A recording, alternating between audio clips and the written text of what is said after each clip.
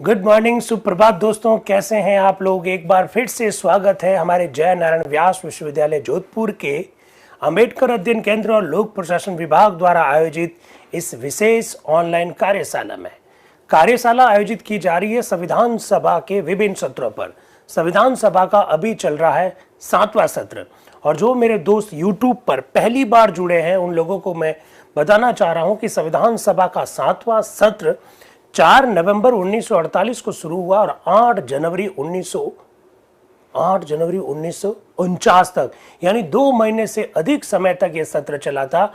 और हमारी एक इस सत्र पर ऑनलाइन चर्चा की जो खूबसूरती है वो ये है कि जिस दिन संविधान सभा की बैठक हुई उस दिन हम भी उस पर हूबहू चर्चा करने का प्रयास करते हैं। तो संविधान सभा का 7वां जो सत्र है वो लगभग 1 महीना पूरा करने जा रहा है। 4 नवंबर से अब आ गए हम 2 दिसंबर 1948 को संविधान सभा में जो कुछ हुआ उस पर 2 दिसंबर 2023 को चर्चा करने जा रहे हैं। तो जूम के जितने भी जो मित्र हैं और साथ ही साथ यूट्यूब के जो मित्र हैं उन सभी का हार्दिक स्वागत, हार्दिक अभिनंदन। दोस्तों, आप मुझसे आज प्रश्न पूछ सकते हैं कि आज किस विषय पर चर्चा होगी। भारतीय संविधान का, वर्तमान संविधान का अनुच्छेद जो 19 है वो अगर आप लोगों ने ढंग से पढ़ा है तो आपको आज की चर्चा में बहुत मदद मिलने वाली है। आज मैं भारत के संविधान का बैरक लेके आया हूँ। ये भारत सरकार के द्वारा प्रकाशित है और अनुच्छेद 19 में आज के दिन 6 स्वतंत्रताएं लिखी हुई है। 26 जनवरी 1950 को जब भारत का संविधान लागू हुआ उस समय 7 प्रकार की स्वतंत्रताएं थी। आप जानते हैं संपत्ति अर्जित करने की जो स्वतंत्रता है वो मूल संविधान में उल्लेखित थी, बाद में इसे समाप्त कर दिया गया 44वें संविधान संशोधन द्वारा 1978 में। क्यों समाप्त किया गया? अक्सर मेरे मित्र ऐसा प्रश्न पूछते हैं। आज उसका जवाब मिलेगा। कैसे मिलेगा? संविधान सभा के कुछ सदस्य ही इस स्वतंत्रता को जोड़ने का विरोध करते हुए आपको दिखाई देंगे। वो कह रहे हैं इस प्रकार की स्वतंत्रता आप क्यों जोड़ रहे हैं? तो 2 दिसंबर 1948 को संविधान सभा में जो कुछ हुआ उस पर आज हम चर्चा करने की कोशिश कर रहे हैं। कल नहीं आ पाए कोई मेरे मित्र तो कोई बात नहीं, आज जुड़ जाइए। जरा देखते हैं क्या चर्चा है। ये देखिए, वहां पर बृहस्पतिवार है, 2 दिसंबर 1948 है। भारत के संविधान के वाद विवाद की सरकारी रिपोर्ट आपके सामने, और अनुच्छेद 13 और अनुच्छेद 14 पर चर्चा की जाएगी। जो अनुच्छेद 13 उस समय था आज वह अनुच्छेद 19 के रूप में, जो उस समय अनुच्छेद 14 था वो आज अनुच्छेद 20 के रूप में है, ऐसा आप जानते हैं। जरा लीजिए आगे। भारतीय विधान परिषद की बैठक कॉन्स्टिट्यूशन हॉल नई दिल्ली में प्रातः 9:30 बजे स्टार्ट हुई। वहां पर 9:30 बजे और हम सुबह 7:30 बजे आ जाते हैं। मुझे मालूम है कड़ाके की ठंड है, मुझे मालूम है, लेकिन आप तो घर पे ही है ना। एक मेरे मित्र रजाई ओढ़ कर बैठे हैं, लेकिन मैं रजाई ओढ़ कर बैठने की पोजीशन में नहीं हूं। मुझे तैयार होकर आपके बीच में आना ही पड़ेगा। तो आगे देखिए, HC मुखर्जी साहब की अध्यक्षता में हो रही है, अनुच्छेद 13 पर चर्चा चल रही है। HC मुखर्जी कह रहे हैं ओके, अब हम अनुच्छेद 13 पर पुनः चर्चा करते हैं। कल जो चर्चा अधूरी रह गई उस चर्चा को आगे बढ़ाते हैं और वो नाम बोलते हैं 442, 499, 443, 468 और 501। ये संशोधनों की संख्या है, इस पर चर्चा करना चाहते हैं। इस बीच M अनंत श्यामनम आयंगर साहब क्या कह रहे हैं, जरा सुनिएगा। क्या मैं सुझाव पेश कर सकता हूं कि इन पर विचार इस समय इसलिए स्थगित रखा जाए क्योंकि इनका संदर्भ मतदान में स्वतंत्र पसंद रखने तथा ऐसी बातों से है। एक्चुअली में अनुच्छेद 19 जो आज का है, वो जो अनुच्छेद 13 जो था मसौदा संविधान का, उसमें कुछ संशोधन किए जा रहे हैं। कुछ संशोधन ऐसे हैं जो वोटिंग के अधिकार से जुड़े हुए, मतदान करने की स्वतंत्रता से जुड़े हुए। M अनंत श्यामनम आयंगर कह रहे हैं कि इन संशोधनों पर अभी चर्चा मत करो क्योंकि ये अनुच्छेद किसी और अनुच्छेद से संबंधित है, क्योंकि मतदान करने की स्वतंत्रता जैसी शब्दावली हम यहाँ पर नहीं जोड़ रहे हैं। आगे जब इस पर चर्चा की जाएगी तब इनको लिया जा सकता है, ऐसा M अनंत श्यामनम आयंगर साहब कह रहे हैं। फिर इसके बाद में उपाध्यक्ष महोदय कहते हैं तो फिर ठीक है, हम अनुच्छेद पर सामान्य वाद विवाद करेंगे। अब जो सदस्य बोलना चाहते हैं वो मैं उन सबको बता देता हूं कि 10 मिनट का टाइम दूंगा। 10 मिनट का टाइम सही है क्या, ऐसा वो पूछते हैं तो सभी सदस्य बोलते हैं हाँ ठीक है। तो इसके बाद में HV कामत साहब, हरि विष्णु कामत साहब क्या कह रहे हैं? एक औचित्य प्रश्न है। हरि विष्णु कामत साहब को आप देख रहे हैं लगातार किस तरह से अलग अलग संशोधन लेकर आ रहे हैं। आप देख रहे हैं प्रोफेसर केटी शाह को, आप देख रहे हैं प्रोफेसर सिब्बल लाल सक्सेना जी को, आप देख रहे हैं ठाकुरदास भार्गव जी को, महावीर त्यागी जी को, के संतनम साहब को, एम अनंत श्यामनम अयंगर साहब को। यही तो संविधान के प्रति समझ विकसित करने का एक माध्यम है। तो जरा देखिएगा, एक औचित्य प्रश्न है, ऐसा एचवी कामत साहब कह रहे हैं, श्रीमान 2 संशोधनों को स्थगित कर दिया गया, जब तक वे पेश नहीं किए जाते तो क्या हम संपूर्ण अनुच्छेद पर इस प्रकार वाद विवाद कर सकते हैं क्या? 2 संशोधन थे, वो आपने स्थगित कर दिए, तो जब तक हमने उन संशोधनों को देखा नहीं, जाना नहीं, चर्चा नहीं की, तब तक इस अनुच्छेद पर सामान्य वाद विवाद किया जा सकता है क्या? तो उपाध्यक्ष ने कहा कौन कौन से संशोधन? तो एचवी कामत साहब ने उनके नाम बोले। तो उपाध्यक्ष ने कहा कि वे नए खंड के अंग होंगे, यहां पर उस पर चर्चा नहीं करनी है। इसके बाद में सरदार भूपेंद्र सिंह मान, सरदार भूपेंद्र सिंह मान पूर्वी पंजाब से हैं, वो क्या कह रहे हैं जरा सुनिएगा। और अगर भारतीय संविधान का अनुच्छेद 19 आपने ढंग से पढ़ रखा है, अनुच्छेद 19(1) अगर आपने ढंग से देख रखा है, यूट्यूब वालों, अनुच्छेद 19(1) 6 प्रकार की स्वतंत्रता आज है। मूल संविधान में 7 प्रकार की स्वतंत्रता थी, भाषण और अभिव्यक्ति की स्वतंत्रता, संघ या संगठन बनाने की स्वतंत्रता, बिना हथियारों से कहीं पर बैठक करने की स्वतंत्रता, व्यापार करने की स्वतंत्रता, कहीं पर रहने या बसने की स्वतंत्रता, और संपत्ति अर्जित करने की स्वतंत्रता, क्योंकि उस समय वो उल्लेखित थी। ये सब बातें आपको मालूम होनी चाहिए। तो भूपेंद्र सिंह जी मान क्या कह रहे हैं, साहिब सदर, मैं आज़ादी तहरीरी और तकरीरी के बात में आशा करता हूं और इसकी बुनियादी अधिकार समझता हूं जनता के लिए आम तौर पर, लेकिन माइनॉरिटीज के ख्याल से खास तौर पर इसे राइट ऑफ एसोसिएशन और राइट ऑफ स्पीच को निहायत जरूरी समझता हूं। वो कह रहे हैं संगठन बनाने और भाषण की जो स्वतंत्रता आपने उल्लेखित की वो बहुत महत्वपूर्ण है। आखिर इन्हीं के जरिए हम हुकूमत के पास अपनी आवाज पहुंचा सकते हैं और अपने साथ होने वाली बेइंसाफी को रोक सकते हैं। इन्हीं अधिकारों को मनाने के लिए मुल्क ने कितनी बड़ी लड़ाई लड़ी है। भूपेंद्र सिंह जी मान कह रहे हैं कि आपने क्या स्वतंत्रता जोड़ी है, संघ बनाने की स्वतंत्रता, भाषण की स्वतंत्रता। साहब, इन स्वतंत्रताओं के लिए मुल्क ने कितनी लंबी लड़ाई लड़ी है, वो ऐसा कह रहे हैं। फिर वो कह रहे हैं लेकिन जब इस अधिकार को लागू करने का वक्त आया तो हुकूमत एक किस्म की झिझक महसूस कर रही है। आप देख रहे हैं जिस तरह से अनुच्छेद 19, 2, 3, 4, 5 और 6 आज आपको दिखाई दे रहे हैं, वो उस समय अनुच्छेद 13, 2, 3, 4, 5 और 6 के रूप में दिखाई दे रहे थे। सरदार भूपेंद्र सिंह जी मान साहब कह रहे हैं कि आपने इतनी झिझक क्यों महसूस कर रहे हैं? आप स्वतंत्रता देना चाहते हैं तो खुलकर दीजिए ना। इन स्वतंत्रताओं पर इस तरह से आप रोक क्यों लगाना चाहते हैं? वो कह रहे हैं, वो आगे कह रहे हैं, उसे बखूबी एक हाथ से जो चीज दी जाती है दूसरे हाथ से उसे छीन लिया जाता है। संविधान सभा के कई सदस्यों ने यह बात कही कि अनुच्छेद 19 के अंतर्गत जो स्वतंत्रता आप दे रहे हैं वो एक हाथ से दे रहे हैं, दूसरे हाथ से ले रहे हैं। कल तो एक ने यहां तक कह दिया कि आप एक दाएं हाथ से दे रहे हैं और 2, 3, 4, 5 बाएं हाथ से सब कुछ वापस ले रहे हैं, ऐसा भी किसी ने कहा। मौजूदा कानून को बदल गए वाकयात के बावजूद लागू करना आजादी तहरीर व तकरीर के साथ मजाक करना है। वो कहते हैं मौजूदा कानून के खिलाफ तो हम शुरू से ही लड़े, लेकिन जब आप इसी को ठूस रहे हैं तो फिर क्या मतलब है? अरे इन स्वतंत्रताओं पर रोक तो पहले से थी और आप भी यही कर रहे हैं, तो फिर इनका मतलब क्या रहा? ऐसा वो कहना चाह रहे हैं। इसके बाद में सेठ गोविंददास जी आ रहे हैं जो कि मध्य प्रांत से हैं। वो क्या कह रहे हैं? सेठ गोविंददास जी के बारे में थोड़ा सा गूगल पर सर्च कर लेना। सेठ गोविंददास जी कौन है, इनके दादा परदादा कौन थे, ये भी पता कर लीजिएगा। आज वो अपना इंट्रोडक्शन देते हुए दिखाई देंगे, देखते हैं क्या कह रहे हैं। सेठ गोविंददास जी, सभापति जी, मौलिक अधिकारों की धारा 13, जो 13 है वही आज अनुच्छेद 19 है, ये ध्यान रखिएगा। जिस 13 पर हम चर्चा कर रहे हैं वो 13 आज अनुच्छेद 19 के रूप में जाना जाता है। सभापति जी, मौलिक अधिकारों की धारा 13 मौलिक अधिकारों की समस्त धाराओं में सबसे अधिक महत्वपूर्ण स्थान रखती है, ऐसा सेठ गोविंददास जी कह रहे हैं। वो कह रहे हैं यहां पर कल श्री दामोदर स्वरूप सेठ जी ने और केटी शाह जी ने अपने अमेंडमेंट पेश किए। उन सुधारों में ज्यादातर यही कहा गया कि जो अधिकार हमें एक हाथ से दिए जाते हैं दूसरे हाथ से वापस लिए जा रहे हैं। कुछ दूर तक यह बात सही हो सकती है, परंतु यदि हम अब गोविंददास जी देश की परिस्थितियों का उल्लेख कर रहे हैं, जिन परिस्थितियों में अनुच्छेद 19 पर प्रतिबंध लगाए जा सकते हैं, जो अनुच्छेद 13 है उसी को तो आज हम 19 कहते हैं, तो 13 में जो स्वतंत्रता है उन स्वतंत्रताओं पर किस किस आधार पर रोक लग सकती है, उसके पीछे तर्क क्या है, सेठ गोविंददास जी उसी बात को समझाने की कोशिश कर रहे हैं। जरा देखिएगा, बड़े जबरदस्त शब्दावली है, मैंने अंडरलाइन भी कर रखा है। इस समय की राष्ट्रीय और अंतर्राष्ट्रीय दोनों परिस्थितियों को देखें और इस बात पर गौर करें कि हमें अभी हाल ही में स्वतंत्रता प्राप्त हुई है, हमारी सरकार अभी बालिया अवस्था में है, तो हमको मानना पड़ेगा कि सरकार के हाथ में उन अधिकारों का रहना आवश्यक है जो अधिकार इन अधिकारों के देने के बाद भी सरकार ने अपने हाथ में रखे हैं।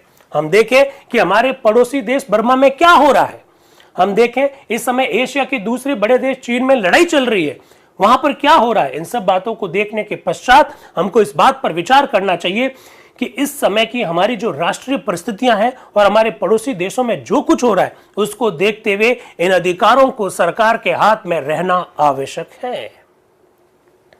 सेठ गोविंददास जी ने अनुच्छेद 13(1) के अंतर्गत जो 7 स्वतंत्रता दी जा रही है उन स्वतंत्रताओं पर रोक लगाने के आधार के पक्ष में तर्क दिए। उन्होंने कहा देश की राष्ट्रीय परिस्थितियां देखिए और साथ ही साथ हमारे पड़ोस में क्या हो रहा है उसको भी देखिए, उनको देखते हुए देश में जो कुछ भी किया जा रहा है वो करना जरूरी है। मैं तो स्वयं उस मत का होता हूं कि ये सब अधिकार हमारी जनता को दिए जाए और इन अधिकारों के संबंध में जो पाबंदियां लगाई गई है वे ना रहे, परंतु आज वैसी परिस्थिति नहीं है। मुझे इन अधिकारों में से कुछ अधिकारों का विशेष रूप से यहां पर उल्लेख करना है, उसके बारे में कुछ कहना है। इसमें पहली स्वतंत्रता freedom of speech and expression है। जहां तक इस स्वतंत्रता का संबंध है वहां तक उस पर जो पाबंदी सेडिशन यानी राजद्रोह के आधार पर लगाई जा रही थी उस राजद्रोह शब्द को हमने हटा दिया। आपने देखा था कि कल राजद्रोह शब्द हटाया था, क्या भाई बताओ? राजद्रोह के बारे में कल चर्चा हुई थी, याद है कि नहीं है कि भूल गए?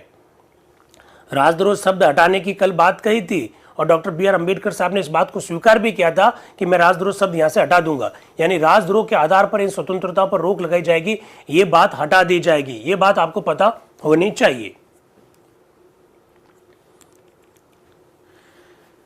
ठीक है। फिर बड़े हर्ष की बात है कि हम इस सुधार के अनुसार सेडिशन शब्द को निकाल रहे हैं। फिर वो अनुच्छेद वो जो आईपीसी की धारा 124A जो है उसके बारे में वो बात करते हैं कि 124A जो कि सेडिशन यानी राजद्रोह से जो जुड़ी हुई है उसको हटाने के बारे में वो बात करते हैं कि वो कह रहे हैं कि 124A का किस तरह से दुरुपयोग हुआ उसके बारे में वो कहानी कहते हैं। आप जानते हैं आज भी 124A जिंदा है, क्या आपको पता है आशीष भाई?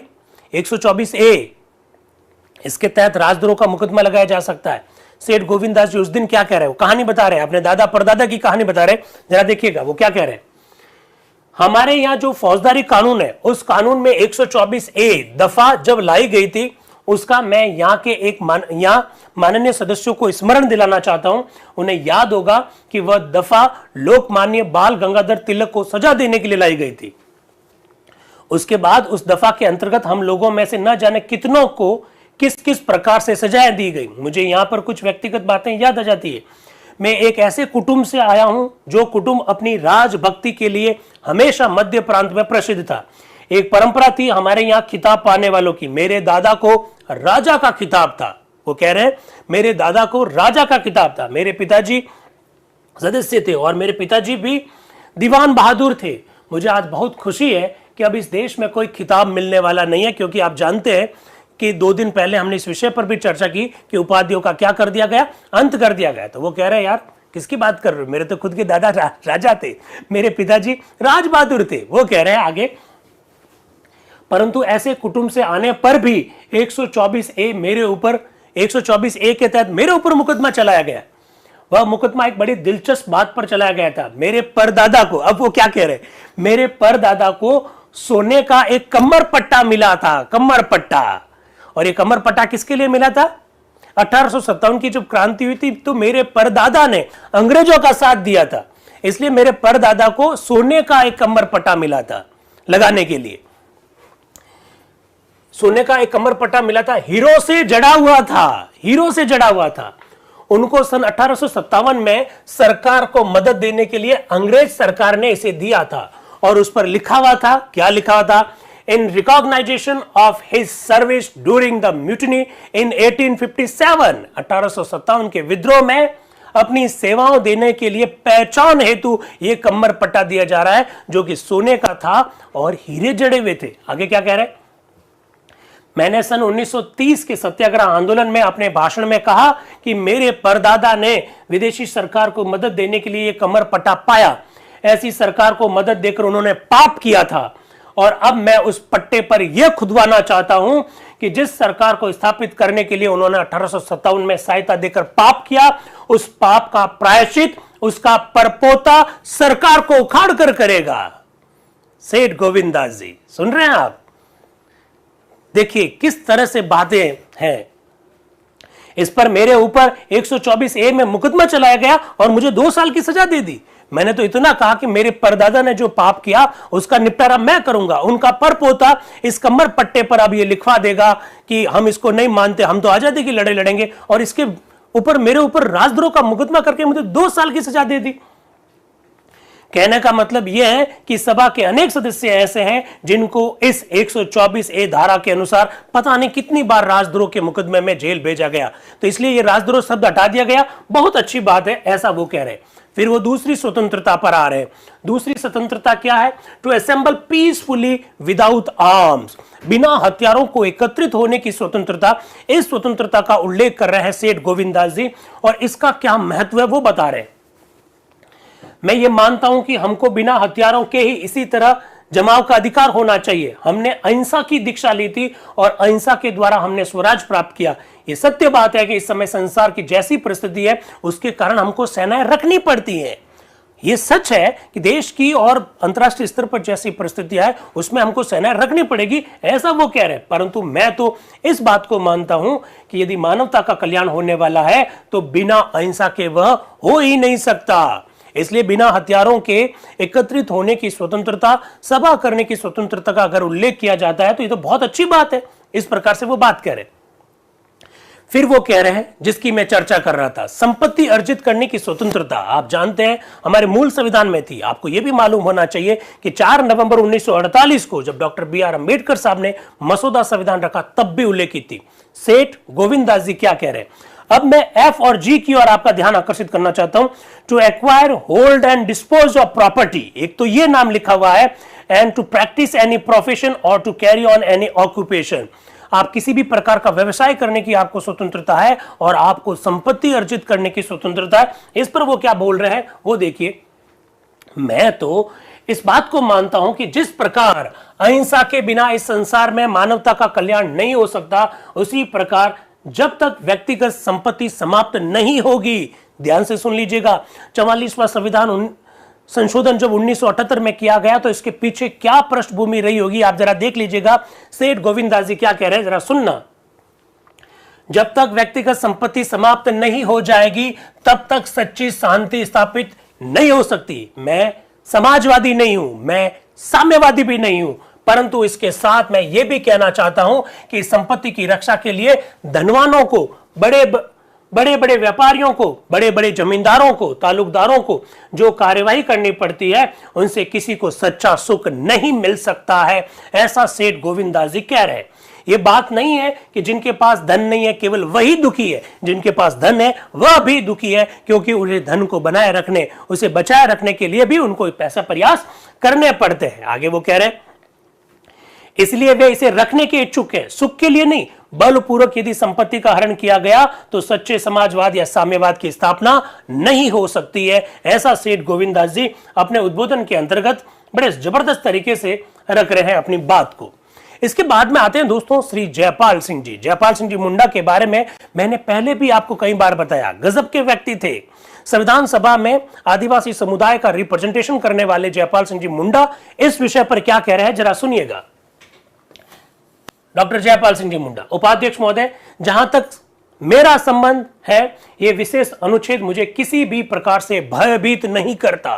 वो साहब कह रहे यह अनुच्छेद मुझे किसी भी प्रकार से भयभीत नहीं करता, यद्यपि अनेकों मौलिक अधिकारों को बहुत से अपवादों के द्वारा रखा गया। आप जानते हैं जो अधिकार दिए गए उसके पीछे कोई ना कोई अपवाद है। वो कह रहे इससे मुझे कोई भय नहीं है, परंतु एक या दो बातें ऐसी हैं कि मैं चाहूंगा कि डॉक्टर अंबेडकर उन पर प्रकाश डाले। पहली बात जिसको मैं यहां स्पष्ट करना चाहता हूं वह संशोधन संख्या 491 के संदर्भ में है, जिसको उन्होंने पेश किया और जिसमें वे आदिवासी शब्द के स्थान में अनुसूचित शब्द रखना चाहते हैं। उन्होंने कहा कि पहले मसौदा संविधान में आदिवासी शब्द लिखा हुआ था, अब डॉक्टर अंबेडकर उसकी जगह पर अनुसूचित शब्द रखना चाहते हैं। डॉक्टर जयपाल सिंह जी इसके बारे में क्या सोचते हैं, जरा देखिएगा। श्रीमान, जब कभी भी ऐसी अवस्था में आदिवासियों पर प्रभाव डालने वाली किसी बात पर मुझे वाद विवाद करना पड़ा, उस समय मेरा अहित ही हुआ, ऐसा जयपाल सिंह जी कह रहे हैं। इसका स्पष्ट कारण यह है कि वन जाति संबंधी उप समितियों की 2 रिपोर्टों पर इस सभा में पूर्ण रूप से वाद विवाद नहीं हो पाया, जिसका फल यह हुआ कि सभा अपना सामूहिक दृष्टि बिंदु ना बना सकी अथवा किसी सामूहिक निर्णय तक ना पहुंच सकी, जैसा कि अन्य समस्त अनुच्छेदों के संदर्भ में हुआ, अर्थात उन अनुच्छेदों के संदर्भ में जो हमारे देश के गैर वन जाति लोगों पर प्रभाव डालते हैं। इस शब्द वन जाति संबंधी प्रश्न को ही लीजिए। जहां तक मुझे विदित है, किसी भी उप समिति ने अनुसूची बनाने के कार्य को नहीं किया। मुझे यह भली प्रकार विदित है कि जिस उप समिति का मैं सदस्य था, उसने इस प्रकार का कोई कार्य नहीं किया। एक्चुअल में डॉक्टर जयपाल सिंह जी आदिवासी शब्द हटाकर अनुसूचित जो शब्द रखा जा रहा है उससे वो संतुष्ट नहीं है, इससे वो थोड़े से नाराज दिखाई दे रहे हैं। सच तो यह है कि स्वयं मसौदा समिति ने ही संविधान के मसौदे में जो कुछ भी भारतीय सरकार एक्ट में मिला उसे रख दिया। अब सूची की ओर देखिए, ऐसा वो कह रहे हैं। दूसरी बात जिसके बारे में मैं स्पष्टीकरण कराना चाहता हूं वह यह है कि दोनों उप समितियों की सिफारिशों में जिस परामर्शदात्री परिषद और प्रादेशिक परिषदों का जिक्र है, क्या वे अनुसूचित क्षेत्रों के बाहर भी कार्य करेगी? अब मैं एक बहुत महत्वपूर्ण बात बताना चाहता हूं जो टेक्निकल है। आप लोग दोस्तों जानते हैं कि ऐसे एरियाज जहां पर हमारे आदिवासी भाई बंधु रहते हैं, उन एरियाज को अनुसूचित क्षेत्र कहा जाता है। ये आप बात जानते हैं। अगर आपने भारतीय संविधान की, वर्तमान संविधान की अनुसूची 5 और 6 पढ़ी है तो मेरी इस बात को बेहतर ढंग से शायद जानते होंगे। तो जयपाल सिंह जी मुंडा साहब कह रहे हैं कि जिन एरियाज में आदिवासी बहुतायत रहते हैं वहां तो आप परामर्शदात्री समितियां बना लेंगे, वहां पर किस तरह से कार्य किया जाए उसकी व्यवस्था कर लेंगे, लेकिन जहां आदिवासी कम संख्या में रहते हैं पर रहते जरूर है, उनका क्या होगा, इसके बारे में तो आपने प्रावधान किया ही नहीं है। तो आप जानते हैं कि 5वीं अनुसूची और 6ठी अनुसूची, 6ठी अनुसूची में पर्टिकुलर 4 स्टेट का उल्लेख है और 5वीं अनुसूची में उन राज्यों का उल्लेख है जहां बहुतायत तो नहीं रहते हैं लेकिन अच्छी संख्या में रहते हैं। ये बात आपको 5वीं और 6ठी अनुसूची, जो दोनों ही अनुसूचियां शेड्यूल्ड ट्राइब से संबंधित है, वहां पर आपको ये मदद करती है कि हमने वहां पर्टिकुलर 4 स्टेट क्यों लिखे और यहाँ स्टेट्स के नाम क्यों नहीं लिखे। ये बात आपको मालूम होनी चाहिए। मेरे एक मित्र कह रहे हैं यूट्यूब पर, सर जी पीडीएफ सेंड करना। इस पीडीएफ का क्या करोगे यार भाई, कितनी पीडीएफ सेंड कराओगे? आपको मालूम है आज 180 पेज है, 180 पेज की पीडीएफ का क्या करेंगे आप? इसलिए तो आपको एकदम जो काम की बात है, महत्वपूर्ण बात है, वो बताने की कोशिश कर रहे हैं। 1.5 से 2 घंटे की जो अपनी चर्चा होती है उसमें 4 घंटे की चर्चा बताने की कोशिश ये करते हैं कि आप पीडीएफ पर मत जाइए। पता है, चलो आपने कहा ही है तो बता देता हूं। ये जो किताब है ना, आज ये तीसरी किताब शुरू हो गई है। अब तक हम इस प्रकार की 2 किताबों पर चर्चा कर चुके हैं और ये किताब में पन्ने कितने बता देता हूं। कितने पन्ने हैं भाई? 2461 स्टार्ट कहां से हुए हैं? स्टार्ट हुए 1013 से, यानी 1400 पेज की ये किताब है। ऐसी 8 किताबें हैं, कैसे चर्चा करेंगे? इतने पीडीएफ से क्या करोगे? लगभग 12-15 हजार पेजेस है, 12-15 हजार पेजेस है। उसको भी हमने आधे पेज, एक पेज के 2 टुकड़े किए, तो अब मतलब आपके पास 30,000 पीडीएफ आएगी। 30,000 पीडीएफ का क्या करेंगे हैं आशीष भाई, बताओ? 30,000 पीडीएफ का क्या करेंगे? इसलिए आप चिंता ना करें। हाँ, बुक कहाँ मिलेगी ऐसा मेरे भाई ने पूछा है। ये भारत की लोकसभा ने इसका प्रकाशन किया है, लोकसभा सचिवालय ने इसका प्रकाशन किया है। हिंदी और इंग्लिश दोनों में उपलब्ध है। और एक और बात बताते हैं, ये ऑनलाइन भी उपलब्ध है, ऑनलाइन भी आपको मिल जाएगी। अगर आप थोड़ा सा ढंग से देखने की कोशिश करें तो आपको ऑनलाइन भी मिल जाएगी। जैसे फॉर एग्जांपल 2 दिसंबर 1948 को संविधान सभा में किस विषय पर चर्चा हुई, अगर आप लिखें कि कॉन्स्टिट्यूएंट असेंबली डिबेट्स ऑन 2 दिसंबर 1948 तो वो आ जाएगा, आपको ऑनलाइन मिल जाएगी। लेकिन आप इस तरह से पीडीएफ करोगे, पीडीएफ लोगे तो 30,000 पीडीएफ हो जाएगी। ठीक है, हाँ आप लिख लीजिए। चलिए आइए, फिर वो आगे क्या कह रहे हैं कि पश्चिम बंगाल का उदाहरण लीजिए। जो कुछ प्रस्तावित किया गया है उसके अनुसार पश्चिम बंगाल में अनुसूचित क्षेत्र होंगे ही नहीं। वो कह रहा है आप पश्चिम बंगाल में तो अनुसूचित क्षेत्र बना ही नहीं रहे हो। पश्चिम बंगाल में 16 लाख आदिवासी है, मैं ये जानना चाहता हूं कि उनके संदर्भ में क्या होगा। ऐसा जयपाल सिंह जी मुंडा साहब कह रहे हैं। वो कह रहे हैं कि जिन राज्यों में आदिवासी बहुतायत रह रहे हैं उनके लिए तो आप प्रावधान कर दोगे, लेकिन जिन राज्यों में कम रह रहे हैं उन आदिवासियों का क्या होगा। फिर वो वेस्ट बंगाल का एग्जाम्पल दे रहे हैं। वो कह रहे हैं कि आपके इसमें तो वेस्ट बंगाल का नाम ही नहीं लिखा हुआ है, जबकि वेस्ट बंगाल में 16 लाख से ज्यादा आदिवासी रहते हैं, फिर उनका क्या होगा। वो ऐसा कह रहे हैं, गजब की बात कह रहे हैं। ये बातें सब बहुत महत्वपूर्ण बातें हैं भाई। फिर वो कुछ आगे जो बात कह रहे हैं वो जरा देखिए। अब मैं अनुच्छेद 13(1) में आता हूं, जिसमें लिखा है शांतिपूर्वक सम्मेलन करने की स्वतंत्रता, बिना हथियारों के शांतिपूर्ण सम्मेलन करने की स्वतंत्रता, to assemble peacefully and without arms. आप शांतिपूर्वक और बिना हथियारों के साथ बैठक कर सकते हैं।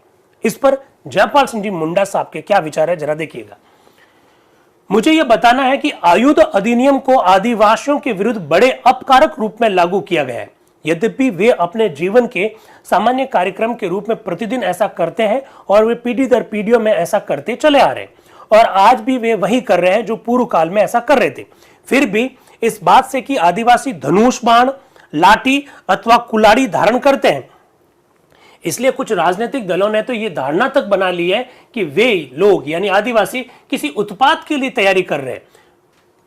फिर वो कुछ एग्जाम्पल दे रहे हैं। आप लोग अगर आदिवासी संस्कृति के बारे में थोड़ा बहुत परिचित है या आपने इनके बारे में पढ़ा है आदिवासियों के बारे में, तो आपको मालूम होगा कि आदिवासियों में, हमारे जो आदिवासी भाई बहन हैं, उनमें अक्सर ऐसे उत्सव, ऐसे पर्व होते हैं जहां पर वो हजारों की संख्या में अलग अलग एरिया से अपना झंडा लेकर आते हैं, अपने हाथों में हथियार लेकर आते हैं। इस प्रकार के उत्सव होते हैं आदिवासियों में, आज भी होते हैं। जयपाल सिंह जी मुंडा उसी की ओर इशारा कर रहे हैं।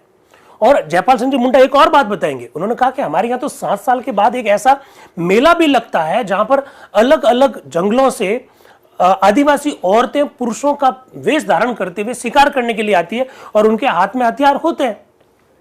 तो आप जब ये स्वतंत्रता डाल रहे हो कि बिना हथियारों के बैठक करने की स्वतंत्रता, फिर हम लोग तो जब अपना पर्व मनाएंगे, हम लोग तो जब अपना उत्सव मनाएंगे, तब हमारी तो ये, आप तो इसके ऊपर प्रतिबंध लगा दोगे कि आप इस तरह से हथियार नहीं ला सकते, क्योंकि आपके हथियारों की क्या परिभाषा है। हम तीर, बाण, धनुष, ये जो भी रखते हैं, कुल्हाड़ी वगैरह जो रखते हैं, आप उनको हथियार मान लोगे और आप कहोगे कि ये तो आप बैठक कर रहे हो हथियारों के साथ। जयपाल सिंह जी मुंडा ने बड़ा गजब का प्रश्न उठाया। आप हमेशा ध्यान रखिएगा, मैं जब संविधान के संदर्भ में जब चर्चा करता हूं तो मैं अक्सर आपको कहता हूं कि संविधान निर्माण की परिस्थितियों को समझा जाना चाहिए। हमारी आदिवासियों की जो संस्कृति थी उसको समझे बिना भारत के संविधान को समझ ही नहीं सकते। आदिवासियों की जो विशेष संस्कृति है उसको समझे बिना संविधान के विभिन्न प्रावधान हरगिज नहीं समझे जा सकते। इसलिए तो मैं कहता हूं कि आंखें जिसे देख नहीं सकती, दिल उसके लिए रोता नहीं। अरे आप और हम सब मुख्य धारा में रहते हैं, हम शहरों में रहते हैं या गांव के ऐसे हिस्से में रहते हैं जो बड़े समृद्धिशाली। एक बार जंगलों में जाकर, एक बार आदिवासियों के बीच में जाकर उनकी संस्कृति को देखिए, उनके रीति रिवाजों को देखिए, उनकी परंपराओं को देखिए, उनकी पोशाकों को देखिए, उनके खान पान को देखिए, तब मालूम पड़ेगा ना कि संविधान में उनके लिए विशेष प्रावधान क्यों किए गए। इसलिए कहता हूं, आंखें जिसे देख नहीं सकती, दिल उसके लिए रोता नहीं। ये बात आपको समझ में आ जाएगी। यहां पर क्या कह रहे हैं जरा देखिएगा। एग्जाम्पल मुंडा साहब का, बड़े गजब के व्यक्ति थे। मैं आपको ओराव का उदाहरण देता हूं। वो कह रहे हैं जयपाल सिंह जी, हमारी इस परिषद में केवल एक ओराव सदस्य, ओराव एक जनजाति होती है। आदिवासियों का ओराव समूह भारत के आदिवासियों में चौथा बड़ा समूह है। आजकल उनके वहां वे उत्सव हो रहे हैं जिनको हम यात्रा अथवा मेला कहते हैं, ठीक है। उनके सांस्कृतिक कार्यों के ये वार्षिकों उत्सव है, एनुअल फंक्शन है। उनके यहां एक उत्सव होता है जिसमें ओराव गांव का मुखिया झंडा लेकर चलता है और शेष जन अपने साथ लाठी लेकर चलते हैं। समझ रहे हैं आप इस बात को। और वे अन्य को अखाड़े या गांव की ओर जाते हैं। उन लोगों का यह उत्सव है, पीढ़ी दर पीढ़ियों से वे सीधे साधे अहितकारी रूप से करते चले आए हैं। और अब गत वर्ष अथवा गत वर्ष से 1 वर्ष पूर्व हमसे यह कहा गया कि हम हथियार लेकर उत्सव में ना चले। अरे भाई, हमारे यहां पर उत्सव होता है जिसमें हमारा गांव का जो मुखिया होता है वो झंडा लेकर आगे आगे चलता है, पीछे सारे लोग चलते हैं और उनके हाथ में तीर, कमान और धनुष वगैरह होते हैं, और आप कह देते हो कि हथियार लेकर नहीं चलोगे। ये क्या बात हुई? वो ऐसा कह रहे हैं। देखो हमारे भाई नरपत भाई कह रहे हैं कि माउंट आबू में भी खूब है। बिल्कुल सही कह रहे हो। फिर वो कह रहे हैं ये बताने में मुझे कोई संकोच नहीं है कि बिहार के यहां ऐसे अनेकों सदस्य हैं जो अपने घर तक कभी भी वापस नहीं पहुंच सकते यदि उनके मार्ग में मनुष्यों अथवा आयुधों के सहारे रक्षा नहीं की जाए। अपने देश में हम जंगल में रहते हैं और प्रत्येक व्यक्ति को मैं यहां बता देना चाहता हूं कि हम एक वस्तु हमेशा अपने साथ में रखते हैं जिससे कि आयुध कहा जा सकता है। हम जो वस्तु है अपने हाथ में रखते हैं, कल आप उन्हें हथियार साबित कर दोगे, तो हथियार साबित कर दोगे तो हम तो एकत्रित होंगे, विवाह में हो गए, कहीं किसी फंक्शन में हो गए, किसी के मौताने में एकत्रित हो गए, तो हमारे तो बड़ी दिक्कत हो जाएगी, ऐसा जयपाल सिंह जी कह रहे। परंतु आयुध की सच्ची परिभाषा में वे आयुध नहीं है, जिन्हें आप आयुध कह रहे हैं वे एक्चुअली में आयुध है ही नहीं। जब कभी हमें सभा करनी हो और यदि लोग अपनी सदैव की वस्तुओं को साथ लेकर आवे तो मैं जानता हूं कि क्या उससे यह अर्थ लगाया जाएगा कि हम अशांतिपूर्वक सम्मेलन कर रहे हैं। अरे भाई, जो गांव में जो लोग रहते हैं, जो मेरे जूम और यूट्यूब के जो साथी जो गांव से जुड़े हुए हैं, वो जानते हैं इस बात को कि गांव में 60-65 साल के ऊपर वाले अक्सर लोग अपने हाथ में लाठी रखते हैं। ऐसे समझ लीजिए हजारों लोगों की बैठक हो रही होती है, तो क्या आप उसे हथियार वाली बैठक कह दोगे क्या? जयपाल सिंह जी मुंडा साहब इसी की ओर इशारा कर रहे हैं और वो कह रहे हैं हमारे आदिवासियों में तो इस प्रकार की परंपरा है। फिर वो आगे एक और एग्जांपल दे रहे हैं, मैं एक और उदाहरण दूंगा। प्रत्येक 7 वर्ष के पश्चात, दो सुन लीजिए अब वो क्या कह रहे हैं, बड़ा गजब का एग्जाम्पल है और मुझे लगता है कि आदिवासियों की संस्कृति को समझने के लिए इससे बढ़िया एग्जाम्पल अभी फिलहाल आपको दिखाई नहीं देगा। जरा देखिएगा, एक और उदाहरण दूंगा। प्रत्येक 7 वर्ष के पश्चात छोटा नागपुर में यह प्रथा है कि वे एक उत्सव मनाते हैं जिसे वे एरा सेंद्रा कहते हैं।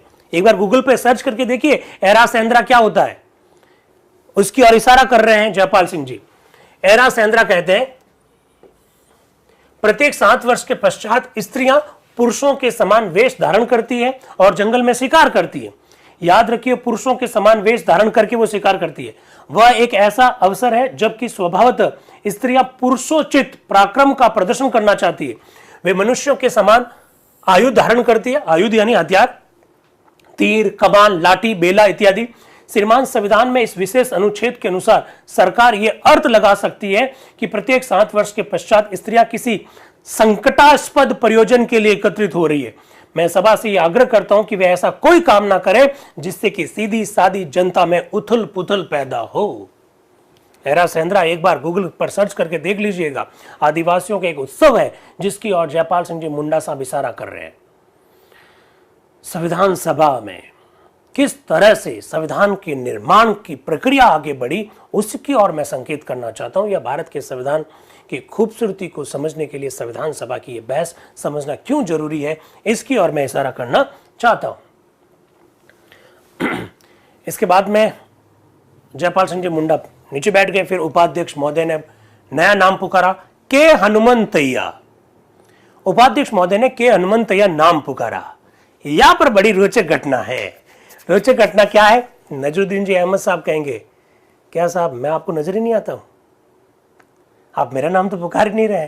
जरा देखिएगा, उपाध्यक्ष महोदय नाम पुकारते के हनुमंतैया, तो काजी सईद करीमुद्दीन जी, सॉरी नजरुद्दीन जी नहीं, करीमुद्दीन जी क्या कह रहे हैं, जो मध्य प्रांत से, क्या मैं आपकी नजर में नहीं आया श्रीमान? तो उपाध्यक्ष महोदय कह रहे हैं, दुर्भाग्यवश मेरे केवल 2 ही आंखें हैं, मेरे पास तीसरी आंख नहीं है। मेरे दुर्भाग्यवश केवल 2 ही आंखें हैं, मेरे पास तीसरी आंख नहीं है। उपाध्यक्ष महोदय, दुर्भाग्यवश मेरे केवल 2 ही आंखें हैं, आपकी और अब की बार आ जाएगी, इस बार अगली बार आपके ऊपर नजर पड़ जाएगी मेरी। तो एक माननीय सदस्य क्या कह रहे हैं, श्रीमान आप तीसरी आंख क्यों नहीं रखते हो? गजब की बात हुई, श्रीमान आप तीसरी आंख क्यों नहीं रखते हो? तीसरी आंख भी रखनी चाहिए। यानी संविधान सभा में कभी गर्मा गर्मी होती है तो कभी मजाक की बातें भी होती है। इसी का मैंने आपके सामने एग्जाम्पल रखा। उपाध्यक्ष महोदय क्या कह रहे हैं आगे जरा सुनिएगा। आप सामने की बेंच पर क्यों नहीं आ जाते यार? आप इधर उधर क्यों बैठते? सामने बैठ जाना ताकि मेरी नजर आपके ऊपर पड़ जाए, ऐसा उपाध्यक्ष महोदय कह रहे हैं। मैं कहता हूं ये तो सभा का ही दोष है कि जिसने सर्वसम्मति से बुढ़े आदमी को उपाध्यक्ष बना दिया है। ऐसा एच.सी. मुखर्जी साहब कह रहे हैं, जिसने सर्वसम्मति से एक बुढ़े आदमी को अपना उपाध्यक्ष चुना, उसकी नेत्र ज्योति इतनी अच्छी नहीं है जितने की उनसे कम आयु वाले व्यक्तियों की है। तो भाई ये तो सभा का दोष है कि सर्वसम्मति से एक ऐसे व्यक्ति को उन्होंने उपाध्यक्ष बना लिया जिसकी नेत्र ज्योति इतनी तेज नहीं है जितने की जो कम आयु के जो लोग हैं उनकी है। 2 आंखें हैं मेरी तीसरी आंख नहीं है, ऐसा वो कह रहे हैं। इसके बाद में के हनुमंतैया साहब बोल रहे हैं, उपाध्यक्ष महोदय, यह अनुच्छेद हम सबके कुछ अधिकारों का समकलन करता है। विगत 60 से कुछ अधिक वर्षों में जिस काल में स्वतंत्रता आंदोलन स्वरूप ग्रहण कर रहा था, इस अनुच्छेद में समामेलित मौलिक अधिकारों को प्राप्त करने के लिए हमने अनेकों भाषण दिए, अनेकों बलिदान किए, परंतु यहाँ के अनेकों सदस्यों का दृष्टि बिंदु और कुछ बाहर के लोगों की सम्मति ये है कि इन मौलिक अधिकारों को इतना संकुचित कर दिया है कि उनका मूल महत्व का ही नाश हो गया। श्रीमान, प्रत्येक कानून चाहे वो अधिकार के रूप में हो अथवा कर्तव्य के रूप में तत्कालीन समाज की परिस्थितियों के अनुसार अपना रूप ग्रहण करता है। ये जो बात के हनुमंतैया साहब ने कही, ये बात हमारे संविधान के ऊपर भी लागू होती है। इसलिए तो मैं बार बार एक वाक्य को पकड़ रखा है, कौन सा? आंखें जिसे देख नहीं सकती, दिल उसके लिए रोता नहीं है। जब भी किसी कानून, जब भी किसी संविधान की आप व्याख्या करें, निर्वचन करें, इंटरप्रिटेशन करें, तो आप ये देखें कि वह कानून, वो संविधान किन परिस्थितियों में बनाया गया है। कि हनुमंतैया साहब वही बात कह रहे हैं कि सब लोग कह रहे हैं कि साहब हमारे मौलिक अधिकारों को आपने संकुचित कर दिया, वो कर दिया। आप ये क्यों नहीं देखते कि हमने जो कानून बनाया है, जो संविधान बनाया है, वो किन परिस्थितियों में बनाया है। इसके बाद में उपाध्यक्ष महोदय की नजर किसके ऊपर पड़ेगी? करीमुद्दीन साहब के ऊपर। वही करीमुद्दीन साहब जिन्होंने कहा कि मेरे ऊपर तो आपकी नजर ही नहीं पड़ती है। वैसे आप जो है ना, या जूम पर, उन सब पर मेरी नजर है। ये कोई ना सोचे कि मेरी नजर उनके ऊपर नहीं पड़ती है। आपके जो प्रश्न जो पूछे जा रहे हैं वो भी मैं देखता हूं। मुझे लगता है कि प्रश्न प्रासंगिक है तो बिल्कुल उसका जवाब देने की हम कोशिश करते हैं। लेकिन कोई व्यक्ति जबरदस्ती नजर डलवाने की कोशिश करता तो हम उसको इग्नोर भी करते हैं। ऐसे किसी प्रश्न का जवाब नहीं दिया जाता है जो जानबूझकर उल्टा सुल्टा पूछा जाता है। ठीक है, ये भी आप ध्यान रखिए। खैर, काजी सैयद करीमुद्दीन साहब क्या कह रहे हैं? उपाध्यक्ष महोदय, इस तथ्य को तो अस्वीकार ही नहीं किया जा सकता कि यह अनुच्छेद इस संविधान के मसौदे की आत्मा है। करीमुद्दीन साहब कह रहे हैं इस तथ्य को तो इग्नोर ही नहीं किया जा सकता कि यह जो अनुच्छेद है इस संविधान की आत्मा है।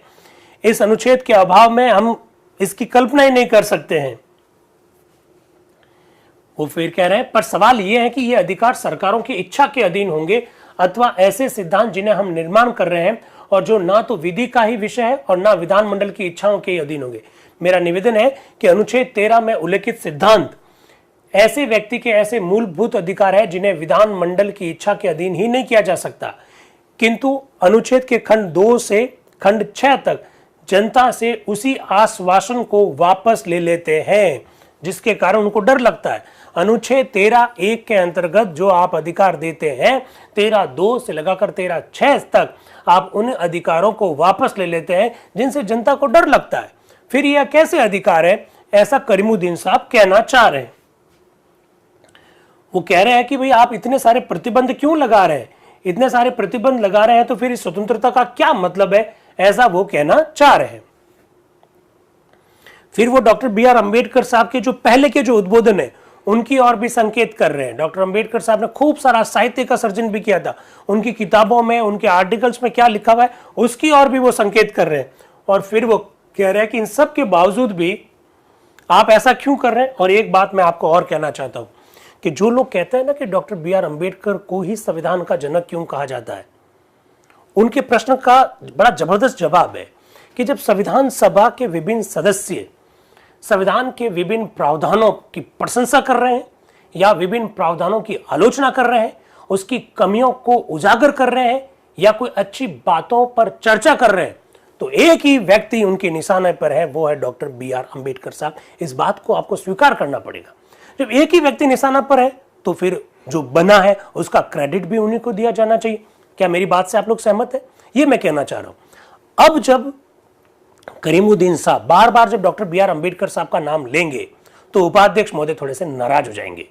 वो कहेंगे उपाध्यक्ष महोदय के भाई ये संविधान जो है मसौदा समिति ने बनाया है, आप डॉक्टर अंबेडकर को ही हर बुराई के लिए या हर कमी के लिए क्यों दोषी ठहरा रहे हैं, जरा बताइए। देखिए क्या कह रहे हैं वो डॉक्टर अंबेडकर की पुस्तक का उल्लेख कर रहे हैं। कौन? करीमुद्दीन साहब, काजी करीमुद्दीन साहब। वो कह रहे हैं कि राज्य और अल्पसंख्यक नामक अपनी पुस्तक में डॉक्टर अंबेडकर क्या लिखते हैं और मसौदा संविधान जो बना है उसमें क्या है। तो जरा देखिए, वो कह रहे हैं मुद्रण, सम्मेलन और परिषद की स्वतंत्रता को संकुचित करने वाले कानून नहीं बनाए जाएंगे, पर लोक शांति और लोकशील को विचार में रखते हुए ऐसे कानून बन सकेंगे। वो डॉक्टर अंबेडकर की उस किताब का इशारा कर रहे हैं। फिर वो कह रहे हैं कि डॉक्टर अंबेडकर ने जो बात कही 1947 में, जिस बात की वो बात करते हैं, वो प्रथम भाग ही हमारे संविधान में रखा गया, परंतु एक वर्ष में ही उनमें इतना परिवर्तन हो गया कि उन्होंने इतने सारे प्रतिबंध लगा दिए कि जो कुछ भी अनुच्छेद 8 द्वारा दिया गया वे भी सब छीन लिए गए। ऐसा वो कह रहे हैं। डॉक्टर अंबेडकर की किताब का इशारा करते हुए कह रहे हैं, डॉक्टर अंबेडकर अपनी उस किताब में तो ऐसा लिखते हैं, और जब मसौदा की जब बात आई तो उन्होंने ऐसा लिखा, इतने सारे प्रतिबंध लगा दिए। उपाध्यक्ष महोदय क्या कह रहे हैं, जरा सुनिएगा। आप इस बात में गलती करते हैं कि डॉक्टर अंबेडकर ही संविधान के मसौदे से संबंधित प्रत्येक बात के लिए उत्तरदायी है। पूरी की पूरी मसौदा समिति का यह उत्तरदायित्व है। उपाध्यक्ष महोदय ये कह रहे हैं कि भाई आप डॉक्टर अंबेडकर का अकेले का नाम ले रहे हैं, जबकि मसौदा संविधान तो पूरी मसौदा समिति ने बनाया, इसलिए आप गलती कर रहे हैं, चाहे कुछ भी हो। पर यह बात तो सच प्रकट हो रही है कि अगर आलोचना है, अगर प्रशंसा है, तो वो केवल और केवल डॉक्टर BR अंबेडकर को लेकर है। आप देख सकते हैं। फिर काजी सैयद करीमुद्दीन जी आगे क्या कह रहे हैं, मेरा निवेदन यह है कि यदि आप इस सभा के अल्पसंख्यकों की सम्मति लें, एक सिख प्रतिनिधि तो बोल ही चुके हैं और अब मैं बोल रहा हूं, यदि आप मत लें तो आपको विदित होगा कि देश के अल्पसंख्यक ये कहेंगे कि अनुच्छेद 13 से उनका पर्याप्त संरक्षण नहीं होगा। उन्होंने कहा कि मेरे से पहले एक सिख प्रतिनिधि भूपेंद्र सिंह जी मान, और अब मैं बोल रहा हूं, दोनों अल्पसंख्यक है। अगर हम अल्पसंख्यकों से पूछें तो अल्पसंख्यक इस बात के लिए कहेंगे कि अनुच्छेद 13 के द्वारा जो उन्हें अधिकार दिए जा रहे हैं, इससे उनका पर्याप्त संरक्षण नहीं होगा। ऐसा काजी सैयद करीमुद्दीन साहब 2 दिसंबर 1948 को अपने उद्बोधन में कह रहे हैं। तो देखिए, आप गजब की बात कह रहे हैं। अच्छा, आप देखेंगे कि संविधान सभा का जो भी मेंबर आज बोलने के लिए आ रहा है, वो हर दूसरा तीसरा मेंबर क्या कह रहा है कि आपने अधिकार तो दिए, अच्छी बात है, लेकिन आपने दूसरे हाथ से अधिकार ले लिए। सही बात है कि नहीं है? करीमुद्दीन साहब क्या कह रहे हैं, मैंने अंडरलाइन कर रखा है। वो कह रहे हैं आप एक हाथ से दे रहे हैं और दूसरे हाथ से ले रहे हैं। नीचे वाली लाइन अंडरलाइन है, आप एक हाथ से दे रहे हैं और दूसरे हाथ से ले रहे हैं। कई सारे मेंबर्स ने इस प्रकार की बात कही है। इसके बाद में चौधरी रणवीर सिंह जी आ रहे हैं। वो क्या कह रहे हैं? चौधरी रणवीर सिंह जी अनुच्छेद 13 में 13(1) में स्वतंत्रता है 7, 13(2), 13(3), 13(4), 13(5), 13(6) में उन आधारों का उल्लेख जिनके आधार पर इन स्वतंत्रताओं को रोका जा सकता है।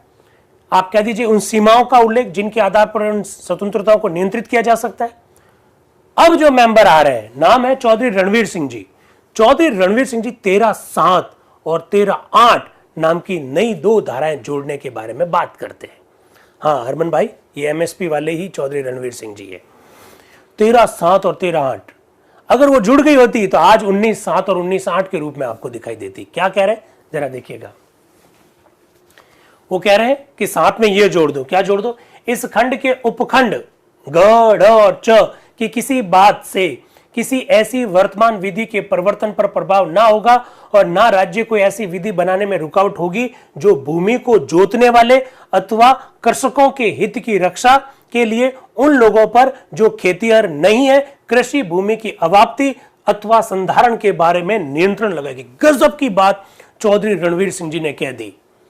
चौधरी रणवीर सिंह जी ने जो बात कही वो भले ही नहीं मानी गई हो, लेकिन मैं बताना चाहूंगा कि भारत के संविधान में जो प्रथम संशोधन हुआ, कब हुआ जरा बताओ तो भाई, यूट्यूब वालों बताओ, संविधान में प्रथम संशोधन कब हुआ, कौन से वर्ष में हुआ, यह पूछना चाह रहा हूं।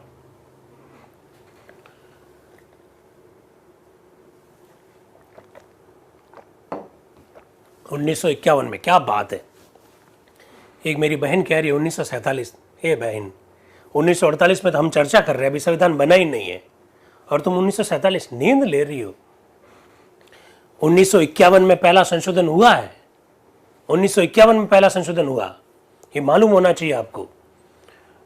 और 1951 में पहला संशोधन जो हुआ था उसके द्वारा संविधान में क्या जोड़ा गया था आपको मालूम होना चाहिए। इसके तहत संविधान में 9वीं अनुसूची जोड़ी गई थी। आपको मालूम है भूमि सुधार कानूनों को न्यायपालिका के दायरे से बाहर करने के लिए प्रथम अनुसूची जोड़ी गई थी। आपको मालूम होना चाहिए 31 जो अनुच्छेद है उसमें नए अनुच्छेद लाए गए 31A, B, C। आपको मालूम है कि नहीं है? ये प्रथम संविधान संशोधन क्यों किया गया था? क्योंकि भूमि सुधार कानूनों को न्यायपालिका के दायरे से क्या करना था? बाहर करना था। चौधरी रणवीर सिंह जी क्या कह रहे हैं कि आप जो संपत्ति अर्जित करने की जो स्वतंत्रता दे रहे हो, ठीक है दे दो, लेकिन आप 19/7 आज की अगर बात करूं तो, और उस समय का 13/7 नाम की एक धारा जोड़ दीजिए। उसमें क्या लिख दो कि भाई भूमि को क्या किया जा सकेगा, अवाप्त किया जा सकेगा, सरकार भूमि ले सकेगी। सरकार को इस संदर्भ में, भूमि लेने के संदर्भ में किसी भी प्रकार की कोई रुकावट नहीं आएगी। सरकार को लोगों से, ऐसे लोग जिनके पास बहुत ज्यादा भूमि है, उनसे भूमि लेकर भूमिहीनों को भूमि बांटने में, विधि बनाने में किसी भी प्रकार की रुकावट नहीं आएगी। इस प्रकार की धारा जोड़ दीजिए, ऐसा वो कह रहे हैं। और फिर धारा 8 भी जोड़िए। उसमें क्या होगा, उक्त खंड ग, ढ और च के उपखंडों की कोई बात राज्य को न्यूना, अति न्यून, अवेक्षित भूमि के आर्थिक संधारण की घोषणा करने वाले कानूनों का निर्माण करने से नहीं रोकेगी। भले ही चौधरी रणवीर सिंह जी के द्वारा रखा गया संशोधन स्वीकार नहीं किया गया, लेकिन बाद में ही सही, संविधान लागू होने के बाद में 1 वर्ष के अंदर अंदर हमको प्रथम संविधान संशोधन करना पड़ा और फिर हमको 31A, B, C के रूप में नए अनुच्छेद लाने पड़े। आप ऐसा शायद जानते होंगे। तो इस तरह से बातें, किस तरह की महत्वपूर्ण बातें हैं, ये बातें आपको यहीं से मालूम पड़ जाएगी। इसके बाद में उपाध्यक्ष महोदय मौलाना हसरत मोहानी जी का नाम बोलते हैं। मौलाना हसरत मोहानी जी मुस्लिम लीग से संविधान सभा के सदस्य बने और मैंने बार बार आपको यह कहा कि जिन 284 सदस्यों ने संविधान पर हस्ताक्षर किए, उनमें मौलाना हसरत मोहानी जी का नाम नहीं है। उन्होंने हस्ताक्षर करने से मना कर दिए। हसरत मोहानी जी का नाम बोलने से पहले उपाध्यक्ष महोदय उनका परिचय किस तरह से दे रहे हैं, देखिए जरा। मुझे हर्ष है कि मौलाना हसरत मोहानी ने इस देश की जो बड़ी बड़ी सेवाएं की है, उन्हें सभा प्रमाणित करती है। वे अपनी मातृभूमि की पूर्ण स्वतंत्रता के पक्ष के समर्थन करने वाले प्रथम व्यक्ति थे। और इसके बाद तालियां बजाई गई। देखिए लिखा हुआ है करतल ध्वनि। संविधान सभा में जैसे हसरत मोहानी जी का नाम पुकारा गया, लोगों ने करतल ध्वनि दी। इसके बाद में हसरत मोहानी साहब आ रहे हैं, क्या कह रहे हैं। जनाबे आली, मैं इस वक्त जो खड़ा हुआ हूं, पहली बात देखिए स्टार बना हुआ नहीं है, इसका मतलब इंग्लिश में नहीं बोले, हिंदुस्तानी भाषा बोले। वो क्या कह रहे हैं, जनाबे आली मैं इस वक्त जो खड़ा हुआ हूं, तो पहले मेरा ख्याल था कि मैं सिर्फ मिस्टर कामत ने जो तरमीम पेश की उसकी तहे दिल से तायद करूं, प्रशंसा करूं। और कामत ने कौन सा संशोधन रखा था भाई जिसकी मैं प्रशंसा करूं, बताओ भाई। कामत ने कौन सा संशोधन रखा था? कामत ने रखा था हथियार रखने की स्वतंत्रता के बारे में संशोधन। क्या कह रहे हैं जरा देखिएगा। अब भी मैं इस ख्याल से यहां आया हूं कि बाद में और जो तकरीरें हुई है और जो बहुत सी तरमीमात पेश हुई है, उनमें में से एक तरमीम जो मिस्टर मोहम्मद इस्माइल मद्रास ने पेश की है, उसकी मैं पूरी तायद करता हूं। और इसके अलावा जो तरमीम मिस्टर KT शाह ने पेश की है, उसकी भी मैं तायद करता हूं। इसमें मिस्टर तायद मतलब उसका समर्थन करता हूं। इसमें मिस्टर मोहम्मद इस्माइल की जो तरमीम है, उसका जो दूसरा हिस्सा है, उसमें वो पर्सनल लिबर्टी का जो जिक्र करते हैं। मिस्टर KT शाह की जो तरमीम है, वह भी इसी तरह की है। इनके मुतालिक मैं अर्ज करूंगा। सबसे पहले मैं मिस्टर कामत की तरमीम की पूरी तायद करना चाहता हूं। मिस्टर कामत, तरमीम मतलब मैंने बताया ना भाई, मिस्टर कामत ने जो ये बात कही है, वह हर शख्स को इसका हक होना चाहिए कि वह हथियार रख सके। ये एक टेस्ट अमेंडमेंट है। अगर डॉक्टर अंबेडकर और उनकी कमेटी दयानतादार है तो उसको बिना सुबह इस सेक्शन को मंजूर करके इसको फौरन इसमें दाखिल करना चाहिए। अगर वह इसमें किसी किस्म का हजर बजर या उज्र करे, जैसा कि वह मुझे उम्मीद है कि कर सकते हैं, क्योंकि डॉक्टर अंबेडकर की कानूनी काबिलियत मुस्लिमा है। वो अगर ये चाहें तो दिन को रात और रात को दिन कर सकते हैं और इसको ऐसा करके निकाल सकते हैं।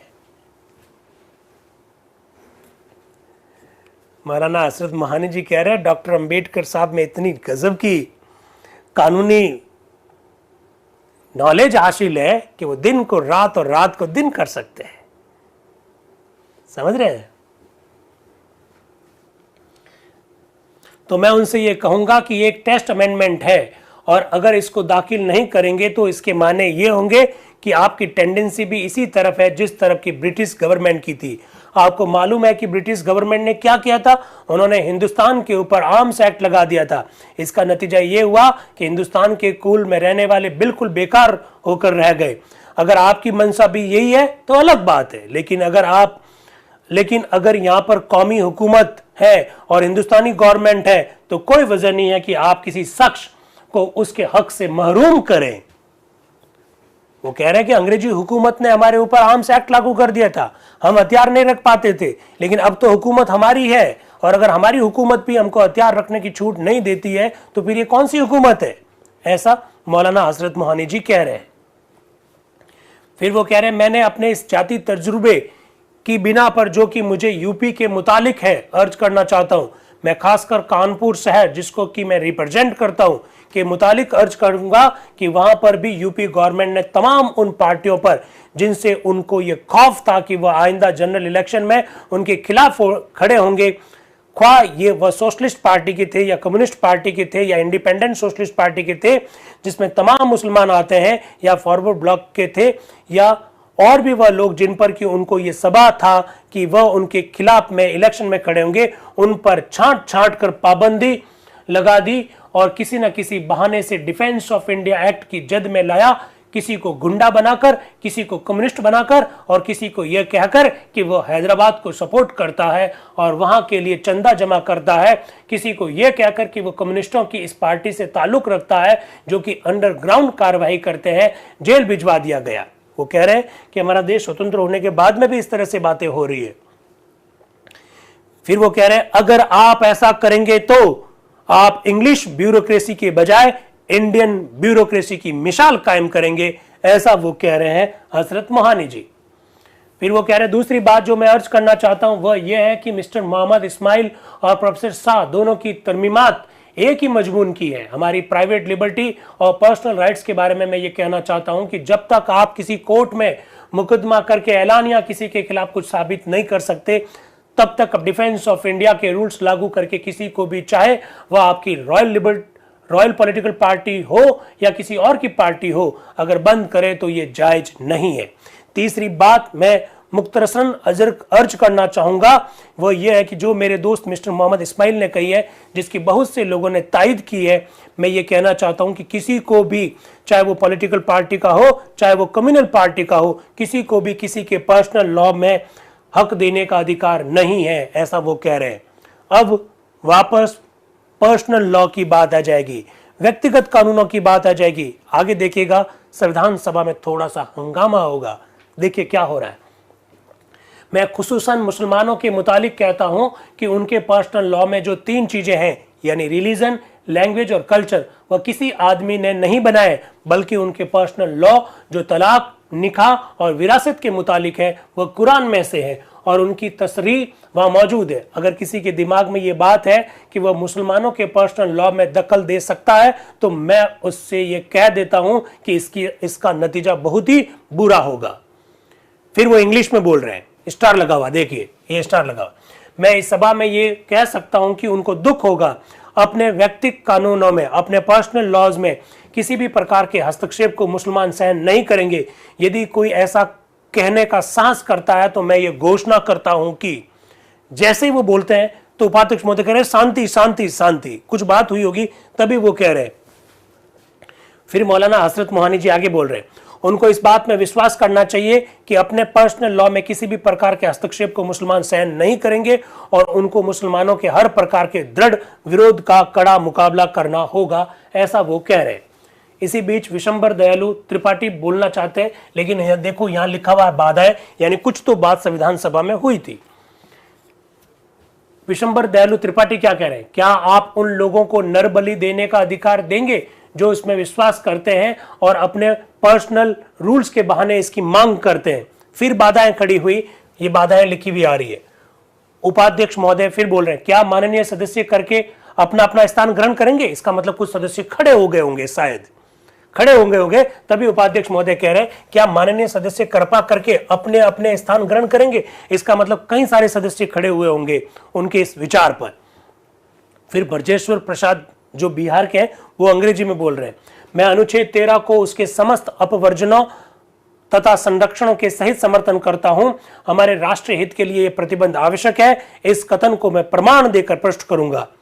एक माननीय सदस्य बोल रहे हैं, क्या आप अपना लिखा हुआ भाषण पढ़ रहे हैं क्या? तो उपाध्यक्ष महोदय कह रहे हैं वे अपना भाषण पढ़ रहे हैं और ऐसा करने की मैंने उनको आज्ञा दी है, ऐसा वो कह रहे हैं। फिर रोहिणी कुमार चौधरी जी बोल रहे हैं वो इतना फास्ट पढ़ रहे हैं कि मुझे समझ में नहीं आ रहा, थोड़ा कॉमा तो लगा दे, कहीं फुल स्टॉप तो लगा दे, ऐसा वो कह रहे हैं। और रोहिणी कुमार चौधरी जी ये भी कह रहे हैं जब पढ़ा हुआ भाषण ही पढ़ रहे हैं तो क्यों ना इनका भाषण पढ़ा हुआ मान लिया जाए। तो ब्रजेश्वर प्रसाद से पूछते हैं उपाध्यक्ष महोदय कि क्या आप रोहिणी कुमार चौधरी से सहमत है क्या? उन्होंने कहा नहीं, मैं तो पूरी भाषण पढ़कर ही सुनाऊंगा, मेरा पढ़ा हुआ भाषण नहीं माना जाना चाहिए, ऐसा वो कह रहे हैं। फिर एचवी कामत साहब कह रहे हैं, श्रीमान क्या मैं अपने मित्र से यह निवेदन कर सकता हूं कि वे यदि अन्य विराम चिन्ह न रखे तो कम से कम कुछ पूर्ण विराम तो रखें। तो उपाध्यक्ष महोदय कह रहे हैं कि माननीय सदस्य इस प्रकार की बात न करें। और इसके बाद में प्रोफेसर यशवंत राय जी का नाम आता है जो कि पूर्वी पंजाब से है। वो क्या कह रहे हैं, माननीय अध्यक्ष महोदय, पंजाब के हरिजन ड्राफ्टिंग कमेटी के प्रधान के बहुत ज्यादा आभारी है कि उन्होंने कॉन्स्टिट्यूशन के अंदर आर्टिकल 13 को रखा है। आज तक पंजाब के अंदर यह प्रथा है कि एक खास कम्युनिटी ही जमीन खरीद सकती है और खेतीबाड़ी का काम कर सकती है, लेकिन हरिजन जिनमें 90% लोग ऐसे हैं जो खेतीबाड़ी का काम करते हैं, उनको जमीन खरीदने की इजाजत नहीं है और न ही वो अपने मकान बनाने के लिए जमीन खरीद सकते हैं। लेकिन इस आर्टिकल के पास होने के बाद उनको ये सुविधा प्राप्त हो जाएगी, ऐसा प्रोफेसर यशवंत राय कह रहे हैं। वो कह रहे हैं वह अब अपने मकान बनाने और रहने के लिए भी जमीन खरीद सकते हैं, साथ ही खेती बाड़ी करने के लिए भी अगर उनके पास इतनी शक्ति हो तो वो जमीन खरीद सकते हैं। इसलिए मैं समझता हूं कि जो तकलीफें पंजाब के हरिजनों को हो रही है, गांव-गांव के अंदर जमींदार और उनके बीच में जो क्लैशेस हो रहे हैं और कहीं ना कहीं पर उनको मकानों से बाहर तक नहीं जाने दिया जाता और बहुत सी मुसीबतों का सामना करना पड़ता है, ऐसी बातें भविष्य में नहीं होगी, ऐसा वो कह रहे हैं।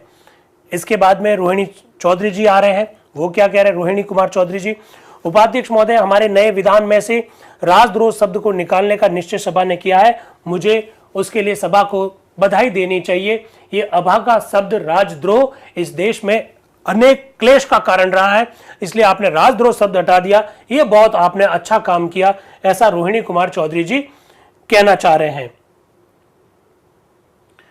फिर वो कह रहे हैं कि मेरा ये दुर्भाग्य है कि मुझे प्रोफेसर शाह के संशोधन संख्या 416 पर भी मुझे कुछ शब्द कहने पड़ रहे हैं।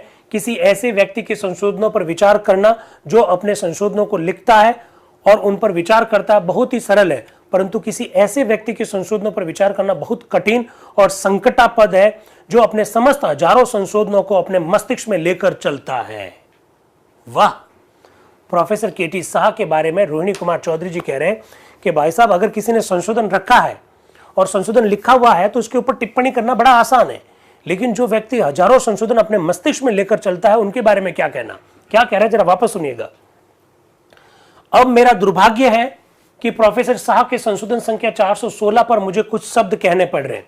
किसी ऐसी व्यक्ति के संशोधनों पर विचार करना जो अपने संशोधनों को लिखता है और उन पर विचार करता बहुत ही सरल है, परंतु किसी ऐसे व्यक्ति के संशोधनों पर विचार करना बहुत कठिन और संकटापन है जो अपने समस्त हजारों संशोधनों को अपने मस्तिष्क में लेकर चलता है और उनको सीधे इस सभा में अपने मस्तिष्क से बाहर निकालता है। ये प्रोफेसर केटी शाह के बारे में कहा गया। श्रीमान, संशोधन संख्या 416 उन समस्त बातों के बारे में कुछ शब्दों का पूर्व स्थापन करता है जो हम संविधान के प्रावधानों के अधीन है, परंतु हमें ये विदित है कि सभा के इन शब्दों को इस संविधान के प्रावधानों के अधीन हटाना स्वीकार सा कर ही लिया है। इस प्रकार की वो बातें कह रहे हैं। इसके बाद आते हैं प्रोफेसर सिब्बल लाल सक्सेना जी जो कि संयुक्त प्रांत से हैं। वो क्या कह रहे हैं, उपाध्यक्ष महोदय, इस अनुच्छेद के संदर्भ में यह सत्य रूप में कहा जा सकता है कि यह हमारी स्वतंत्रता का अधिकार पत्र है और समस्त संविधान के मसौदे में कदाचित ही ये सबसे महत्वपूर्ण अनुच्छेद है, ऐसा प्रोफेसर सिब्बल लाल सक्सेना जी कह रहे हैं कि समस्त संविधान के मसौदे का सबसे महत्वपूर्ण अनुच्छेद यही है, ऐसा वो कह रहे हैं। कौन? प्रोफेसर सिब्बल लाल सक्सेना जी। इसके बाद में वो अलग अलग खंडों पर अपने विचार प्रकट कर रहे हैं सिब्बल लाल सक्सेना जी, और राजद्रोह जो हटाया गया उस पर तो खैर सब लोगों ने खुशी व्यक्त की। अब आ रहे हैं H.J. खांडेकर साहब, जो कि मध्य प्रांत और बराड़ से हैं, वो क्या कह रहे हैं। उपाध्यक्ष महोदय, क्लॉज 13 के बारे में मैं कुछ अपने विचार आपके सामने रखने के लिए यहां आया हूं। क्लॉज 13 का अगर रास्ते में चलने वाला आदमी भी पढ़े और वह यहां तक पढ़े कि उसके सब क्लॉज 1 के 1G तक पहुंच जाए तो वह समझने लगेगा कि इस देश के अंदर स्वराज आ गया है। क्या गजब की बात कही है। वो कह रहा है कि भारतीय संविधान, जो मसौदा संविधान है उसकी बात कर रहा हूं, उसका जो अनुच्छेद 13 है वो बड़ा महत्वपूर्ण है, और राह चलने वाला व्यक्ति भी अगर अनुच्छेद 13(1) में जो स्वतंत्रता दे रखी है उसको अगर पढ़े तो उसे लगेगा कि इस देश में स्वराज आ गया है। हरमन भाई, समझ में आई बात कुछ, कि देश में क्या आ गया है, स्वराज आ गया है। लेकिन 13(2) से 13(6) तक पढ़ेगा तो 13(2) से 13(6) तक पढ़ेगा तो जरा देखिए वो क्या कह रहे हैं। वो कह रहे हैं और हर इंसान को इसमें फ्रीडम मिल गई है, मगर आगे चलकर सब क्लॉज 2, 3, 4, 5 और 6 पढ़े तो यह समझ लेगा कि इस देश के अंदर अभी तक स्वराज नहीं आया। जो भी सीधे हाथ से सब क्लॉज 1 में दिया गया वह बाएं हाथ से सब क्लॉज 2 से 6 तक सब ले लिया गया। एक राइट हैंड से आपने दिया अनुच्छेद 13(1) में, और 13(2) से लगाकर 13(6) से बाएं हाथ से आपने सब कुछ ले लिया। खांडेकर साहब ऐसा कह रहे हैं। मैं समझता हूं मेरी इस विचारधारा को बहुत से मेंबरान सपोर्ट करते होंगे। इस क्लॉज के अनुसार इस हिंदुस्तान के नागरिकों को जो अधिकार दिए गए हैं उसमें अगर हम उपसभापति जी सब क्लॉज 1 को पढ़े तो ए में लिखा freedom of speech and expression. फिर वो अलग अलग जगह पर गांधी जी ने क्या कहा और किसने क्या कहा उसकी और बात कर रहे हैं। और फिर वो आते हैं ट्राइब्स के संदर्भ में। आपने जो ये लिखा है, क्या लिखा है, to move freely throughout the territory of the India. आपको भारत में कहीं भी घूमने फिरने की स्वतंत्रता होगी।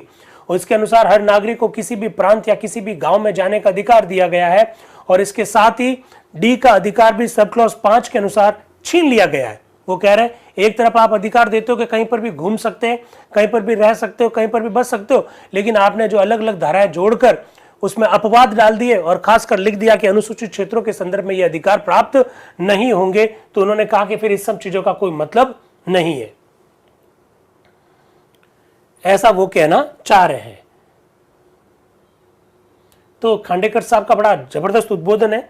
इसके बाद में अलगू राय शास्त्री जी आ रहे हैं। वो कह रहे हैं श्रीमान उपाध्यक्ष महोदय, धारा 13 में मौलिक स्वतंत्रता के सभी महत्वपूर्ण अंगों का उल्लेख है। इस दृष्टि से यह धारा अत्यंत महत्वपूर्ण है। कुछ छोटे छोटे संशोधनों के साथ ये स्वीकार होने जा रही है। इस पर बहुत से मित्रों ने आक्षेप भी किया है कि इस धारा में जो मौलिक अधिकार दिए गए हैं उनको दूसरे प्रतिबंधों से छीन लिया गया है। वो कह रहे हैं मैं समझता हूं स्वतंत्रता के साथ उत्तरदायित्व भी देना जरूरी है। अलगू राय शास्त्री जी कह रहे हैं कि हमारे कुछ मित्रों ने अनुच्छेद 13 की इस वजह से आलोचना की है क्योंकि अनुच्छेद 13 में जो स्वतंत्रता दी गई है वो अनुच्छेद 13 के द्वारा ही छीन ली गई है। इसका कोई मतलब नहीं है। अलगू राय शास्त्री जी कह रहे हैं कि हमारे मित्रों को ध्यान में रखना चाहिए कि जब आपको अधिकार दिए जाते हैं तो अधिकारों के साथ साथ उत्तरदायित्व भी आते हैं। ये बात भी ध्यान रखनी चाहिए, ऐसा वो कह रहे हैं। वो फिर एक बड़ी गजब की बात कह रहे हैं, स्वतंत्रता एक बड़ी भारी कला है, इसमें इससे बड़ी कला जितने की नाचने और गाने की कला है। नाचना और गाना जो जानता है वह अपनी ध्वनि पर अधिकार रखता है, अंग भंगी और एक साथ प्रतिबंध और नियंत्रण रखता है। नाचने और गाने के कुछ बने हुए निश्चित नियमों से बंध कर उसे चलना होता है। गजब की बात कही उन्होंने। कहा स्वतंत्रता एक कला है, ये उसी तरह की कला है जैसे नाचना या गाना कला है। जो नाचना और गाना जानता है वो ये भी जानता है कि उन्हें किन किन नियमों की पालना करनी होगी जिससे कि उसका नाच या उसका गाना और ज्यादा सुंदर हो सके। वो कह रहे हैं कि ये इसी प्रकार से स्वतंत्रता भी है। स्वतंत्रता कोई एब्सोल्यूट नहीं है, उन स्वतंत्रताओं पर प्रतिबंध होने चाहिए। इसकी और अलगू राय शास्त्री जी इशारा करते हुए प्रतीत होते हैं, आप देख सकते हैं। फिर वो कह रहे हैं आज हमको स्वतंत्रता मिल गई है, हमको इस तरह के कार्य नहीं करने चाहिए जिससे कि हम इसकी रक्षा ना कर सके। हमको अच्छे नागरिक बनना है, हमें यह भी देखना है कि हमारी स्वतंत्रता का दुरुपयोग नहीं किए जाए। क्या गजब की बात कही है। अब वो एग्जाम्पल क्या दे रहे हैं जरा देखिएगा। अब तक हमारे ऊपर विदेशी शासन था, वी माता यानी, चलो बताओ भाई, विजय कुमार, आशीष भाई, दुर्गा जी, हरमन, आशा कुमारी जी, सुरेश भाई, अनुराग जी, रमेश कुमार जी, संगीता जी, बताइए वी माता यानी सौतेली माता। क्या कह रहे हैं वी माता यानी सौतेली माता की तरह उसका भारत की प्रजा के प्रति व्यवहार था। किसका? विदेशियों का। इंग्लिस्तान में एक दवा में भी उचित मात्रा से अधिक मादक द्रव्य नहीं मिलाया जा सकता, किंतु यहाँ के बाजारों में खुले तौर पर ठर्रा शराब की बोतलें बिकती है। हमारी माता स्वतंत्रता अपनी संतान को ऐसी अवांछनीय स्वतंत्रता कदापि नहीं दे सकती है, उन्हें उन्मार्गगामी नहीं बनने दे सकती है। आप तो कल कहोगे व्यापार करने की स्वतंत्रता है तो हम तो शराब बेचेंगे, मादक पदार्थ बेचेंगे, हम तो जहरीले पदार्थ बेचेंगे। उन्होंने कहा नो, बिल्कुल इस तरह की स्वतंत्रता नहीं दी जा सकती है। अलगू राय शास्त्री जी का कुल मिलाकर कहना यह है, अधिकार है, स्वतंत्रता है, तो साथ साथ में उनके ऊपर प्रतिबंध भी होने चाहिए, साथ साथ में उनके दायित्व भी होने चाहिए। ऐसी वो बात कह रहे हैं अलगू राय जी शास्त्री जी। इसके बाद में अमेय कुमार घोष साहब आ रहे हैं जो कि बिहार के हैं। वो क्या कह रहे हैं जरा देखिएगा। उपाध्यक्ष महोदय, आज हम इस संविधान के एक बड़े ही महत्वपूर्ण खंड पर विचार कर रहे हैं। हम नागरिकों की स्वतंत्रता पर विचार कर रहे हैं, अर्थात भारतवासियों को इस संविधान के अंतर्गत क्या अधिकार होंगे उस पर विचार कर रहे हैं। संपूर्ण खंड के पढ़ने पर मुझे यह प्रतीत होता है कि इस अनुच्छेद के उपखंड 1 में जो अधिकार मान्य किए गए हैं उनको कई सारे अपवादों के साथ खत्म कर दिया गया है। संविधान में दो मुख्य बातें हैं और वे बातें हैं हमारे अधिकार क्या है और हमारी सरकार किस प्रकार की होगी। अरे भाई, जब कोई संविधान बनाया जाता है तो इसका मतलब यह होता है, क्या होता है कि सरकार हमारी किस प्रकार की होगी और नागरिकों के अधिकार किस तरह के होंगे। आपने तो सारे अधिकार ही हमारे समाप्त कर दिए, आपने इतने सारे अपवाद डाल दिए, ये क्या बात है। अमेय कुमार घोष साहब ऐसा कहना चाहते हैं। फिर वो डॉक्टर अंबेडकर का ध्यान किसी एक विशेष मुद्दे की ओर आकर्षित करना चाहते हैं। क्या कह रहे हैं? मैं माननीय डॉक्टर बी.आर. अंबेडकर का ध्यान विशेषतः उपखंड 5 की ओर आकर्षित करूंगा।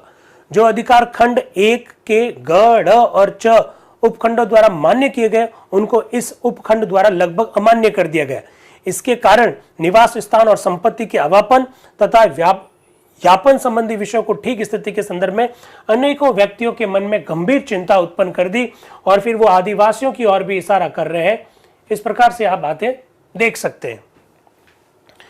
तो 8:40 हो रहे हैं, तो एक तो पहले तो फीडबैक लिंक इनको शेयर कर दिया जाना चाहिए क्योंकि अभी चर्चा काफी बाकी है। तो टेक्निकल टीम पहले तो इनको फीडबैक लिंक शेयर करे, फिर मैं आगे की बात करता हूं। अब उपाध्यक्ष महोदय टीटी कृष्णमाचारी जी का नाम पुकारते हैं। तो महावीर त्यागी जी बोल रहे हैं कि आप किस आधार पर नाम पुकार रहे हो, आपको किसी ने चिट भेजी है क्या? तो चिट के आधार पर आप नाम पुकार रहे हो क्या?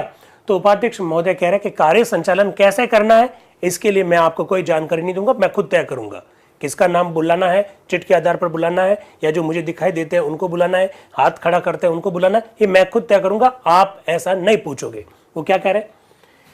क्या मैं ये जान सकता हूं श्रीमान कि क्या आप वक्ताओं को चिट के आधार पर बुला रहे हैं? ये महावीर त्यागी जी ने प्रश्न पूछा।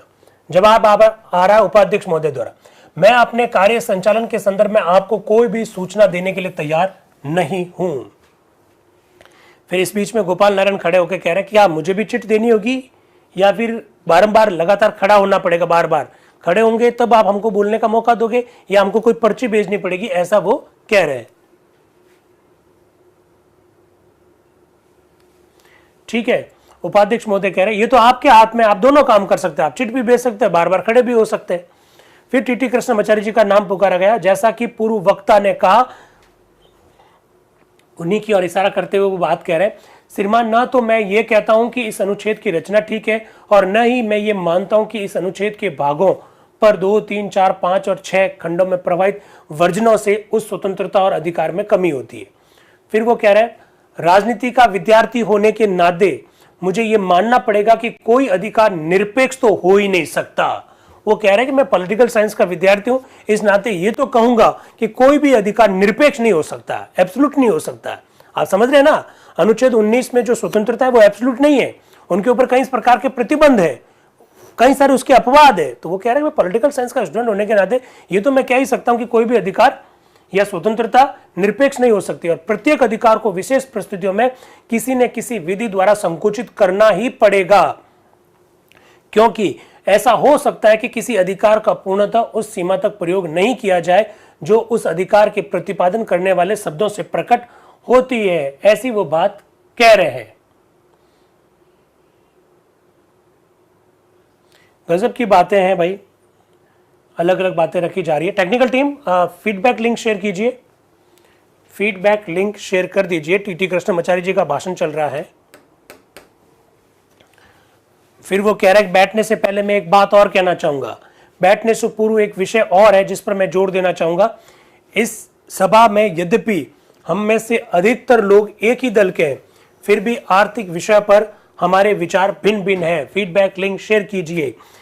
इस खास बात से हम सब साथ थे कि अंग्रेज यहां से चले जाए।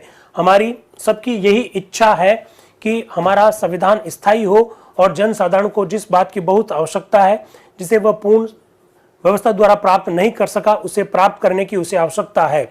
इस प्रकार की बात टीटी कृष्णमाचार्य जी रखते हुए कह रहे हैं। फिर वो संपत्ति संबंधी जो स्वतंत्रता जो दी गई उसके बारे में कह रहे हैं कि संपत्ति अधिकार का संबंध है, इस खंड का कोई विशेष महत्व नहीं है और ये इसलिए रख दिया गया क्योंकि इस प्रकार के अधिकारों की परिगणना में इस अधिकार की गणना करा देना भी लोगों के हृदय को प्रिय लगता है। उन्होंने कहा इस प्रकार की स्वतंत्रता देने की आवश्यकता नहीं थी। यही तो सब कारण है जो बाद में भारतीय संविधान में प्रथम संशोधन और बाद में भारतीय संविधान में 44वां संविधान संशोधन करके संपत्ति अर्जित करने की स्वतंत्रता को जो मूल अधिकार के रूप में जो समाप्त किया गया, उसके पीछे कहीं न कहीं संविधान सभा की ये जो बहस है वो आपको देखनी चाहिए। लक्ष्मी नारायण जी साहू साहब आ रहे हैं जो कि उड़ीसा के हैं। वो क्या कह रहे हैं? सामान्य उप प्रधान जी, जो अनुच्छेद 13 पर हम लोग यहाँ विचार कर रहे हैं, उस अनुच्छेद पर पहले मैं एक बात कहना चाहता हूं। जो स्वाधीनता हम लोगों को इसमें दी गई है, उस स्वाधीनता से पहले subject to other provision of this article लिखकर पहले से ही डरा दिया गया कि तुम लोग स्वाधीन तो हो, तुमको ये स्वाधीनता मिलती है, लेकिन स्वाधीनता इतने तरीके से मिलती है कि ज्यादा नहीं हो सकते। वो कह रहे हैं आपने शुरू से ही हमको डरा दिया। ये जो फीडबैक लिंक आपको जो शेयर किए जा रहे हैं, उस संदर्भ में मुझे एक बात कहनी है कि फीडबैक में जो प्रश्न जो आपसे पूछा जा रहा है उसका सही भी आंसर देना है। खाली आंसर ही नहीं देना है, आंसर सही भी होना चाहिए। और आप अपना नाम सही लिखिएगा, आप अपना इंस्टीट्यूशन का नाम सही लिखिएगा। क्योंकि देखिए आज 1 महीना पूरा हो जाएगा 2 दिन बाद में। 4 नवंबर से हमने ये चर्चा शुरू की है, 2 दिसंबर आ गया है, तो लगभग 1 महीना पूरा होता जा रहा है। 36 बैठकें होगी, 2 महीने और 4-5 दिन चर्चा चलेगी, लेकिन बैठकें टोटल 36 होगी।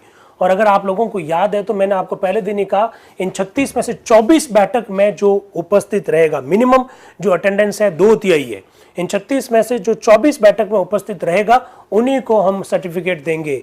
और आप ये जो उपस्थित रहते हो, जो फीडबैक जो देते, उसी से हमें ये मालूम पड़ता है कि कौन कौन लोग एक्टिवली इससे जुड़े हुए हैं। तो सर्टिफिकेट ऑनलाइन दिया जाएगा और उस सर्टिफिकेट ऑनलाइन देने में हमारी मदद करेंगे आपके ये फीडबैक जो आप लोगों के द्वारा लगातार दिए जा रहे हैं। ठीक है, तो ये बातें आपके सामने रखी जा रही है, इससे आपको मालूम होना चाहिए।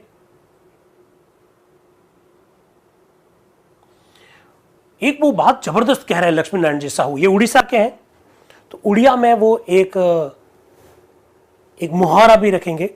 लेकिन आप कभी किसी मंदिर में जाते हैं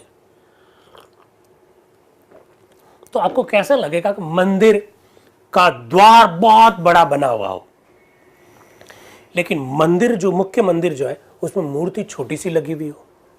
लक्ष्मी नारायण जी साहू भी कुछ इसी तरह की बात कह रहे हैं। वो कह रहे हैं अनुच्छेद 13 में आपने स्वतंत्रता तो दी, मतलब भगवान को आपने मंदिर में विराज दिया, लेकिन प्रॉब्लम यह है कि 13(2), 13(3), 13(4), 13(5), 13(6) के द्वारा इतने प्रतिबंध लगा दिए कि ऐसा लग रहा है कि गेट तो बहुत बड़ा बना दिया, लेकिन भगवान की मूर्ति जो है बहुत छोटी सी आपने लगाई है। ऐसा एग्जाम्पल दे रहे हैं लक्ष्मी नारायण जी साहू साहब। बड़े गजब का एग्जाम्पल है। क्या कह रहा है जरा सुनिए। एक बात मैं देखता हूं कि ये सेक्शन बनाने में ऐसा हुआ कि हम लोग जैसे एक मंदिर बनाते हैं, ठीक है, उसका जो प्रवेश द्वार है जिसको हम लोग मुखशाला बोलते हैं, वह इतना बड़ा हो गया कि मंदिर बहुत छोटा हो गया। हम लोगों के यहां उड़िया में एक कहावत है, वो उड़िया में एक कहावत बोलते हैं, गरेना पशुनु चाल बावजूजी देर लकू मुखशाला बली गला। इसका मतलब यह है कि हम लोग एक घर बनाए, लेकिन घर के भीतर घुसने के वक्त हमारा जो माथा है वो ऊपर लग जाता है। आप समझ रहे हैं, गेट पर हमारा सर अटक जाता है। तो घर आप भले कितना भी बड़ा बनाए, लेकिन दरवाजा इतना तो कम से कम होना चाहिए कि जिससे कि कोई व्यक्ति अंदर घुस सके। फिर वो मंदिर का एग्जांपल दे रहे हैं कि मंदिर का द्वार बहुत बड़ा बना देते हो लेकिन मुख्य जो भाग है वो बहुत छोटा बनाते हो। इस प्रकार के वो एग्जांपल देकर कह रहे हैं कि आपने अनुच्छेद 13 में जो स्वतंत्रता दी है वो तो ठीक है, लेकिन उसके ऊपर प्रतिबंध कुछ ज्यादा ही आपने लगा दिए है। ऐसा लक्ष्मी नारायण जी साहू साहब अपने बड़े लंबे उद्बोधन के अंतर्गत कह रहे हैं। इसके बाद में देशबंधु गुप्ता जी आ रहे हैं जो कि दिल्ली से हैं, और ये ध्यान रखिएगा संविधान सभा में जब जब दिल्ली के विशेष प्रावधान की बात की जाएगी, आप जानते हैं ना दिल्ली के बारे में, हमारे यहाँ पर मुख्यमंत्री है, दिल्ली में मंत्री परिषद है, राज्यपाल है, उपराज्यपाल है, राज्यपाल तो क्या है, इन सारे मुद्दों पर चर्चा संविधान सभा में भी हुई। देशबंधु गुप्ता जी ने कहा था। खैर अभी हम अनुच्छेद 13 पर स्वतंत्रता के बारे में बात कर रहे हैं। सभापति जी, इससे पहले मुझे एक बार ड्राफ्टिंग कमेटी की सिफारिश पर विचार करने का अवसर मिला था। उस मौके पर मैं इस काबिल ना था कि मैं अपने लायक दोस्त डॉक्टर अंबेडकर को और ड्राफ्टिंग कमेटी की उनकी सिफारिश पर मुबारकबाद दे सकता। उन सिफारिश का संबंध चीफ कमिश्नर प्रोविंसेस से था। वो इस प्रकार की बात कह रहे हैं, मैंने आपको ये बात पहले भी बता दी है। अब आ रहे हैं एम अनंत श्यामनम अयंगर साहब। जितने भी जो अभी आलोचना की गई या कमियां जो बताई गई उसके बारे में एम अनंत श्यामनम अयंगर क्या कह रहे हैं जरा देखिएगा। श्रीमान, मैं अनुच्छेद 13 को बहुत ही महत्वपूर्ण अनुच्छेद समझता हूं क्योंकि वह उन मौलिक अधिकारों के संबंध में है जो संसार के समस्त स्वतंत्र देशों तथा समस्त स्वतंत्र नागरिकों को समान रूप से प्राप्त है। इस अनुच्छेद पर अनेकों संशोधन पेश किए गए, उन सबको हम 3 श्रेणियों में रख सकते हैं। कुछ लोग खंड 1 में दिए गए अधिकारों पर समस्त नियंत्रणों को हटाना चाहते हैं। अनुच्छेद 13 के खंड 1 में जिन मौलिक अधिकारों की गारंटी दी गई है वे भाषण और अभिव्यक्ति, उनके बारे में वो बताते हैं कि कुछ लोग तो ऐसे हैं जो इन पूरी स्वतंत्रताओं पर जो प्रतिबंध लगा रखे उनको हटा देना चाहते हैं।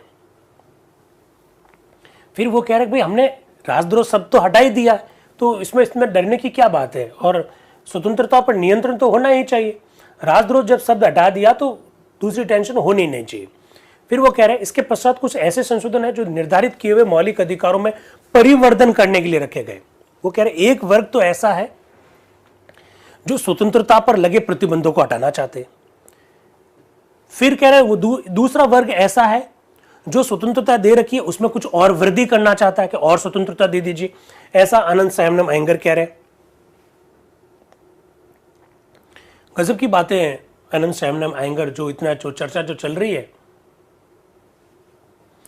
उसका सार रूप में वो पेश कर रहे हैं कि किस प्रकार की बातें आ रही है।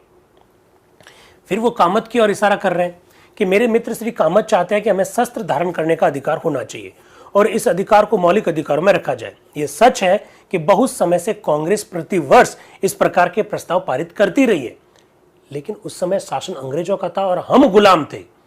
उस समय शासन अंग्रेजों का था और हम गुलाम थे, इसलिए हमारे हाथ में हथियार होने चाहिए, यह बात हमने रखी थी। वो क्या कह रहे हैं, यह सच है कि बहुत समय से कांग्रेस प्रति वर्ष प्रस्ताव पारित करती चली आई है कि हमें शस्त्र धारण करने का अधिकार प्राप्त हो, पर अब परिस्थितियां बदल गई है। उस समय हम गुलाम थे और अपने आप को खूब सज्जित करना चाहते थे जिससे कि आवश्यकता पड़ने पर हम उसका इस्तेमाल कर सके, वो कह रहे हैं। परंतु आज इस सुसभ्य संसार में क्या मैं अपने माननीय मित्र से पूछ सकता हूं कि क्या वे ये सोचते हैं कि अपने को बचाने के लिए प्रत्येक व्यक्ति को युद्ध करने का अधिकार दिया जाए?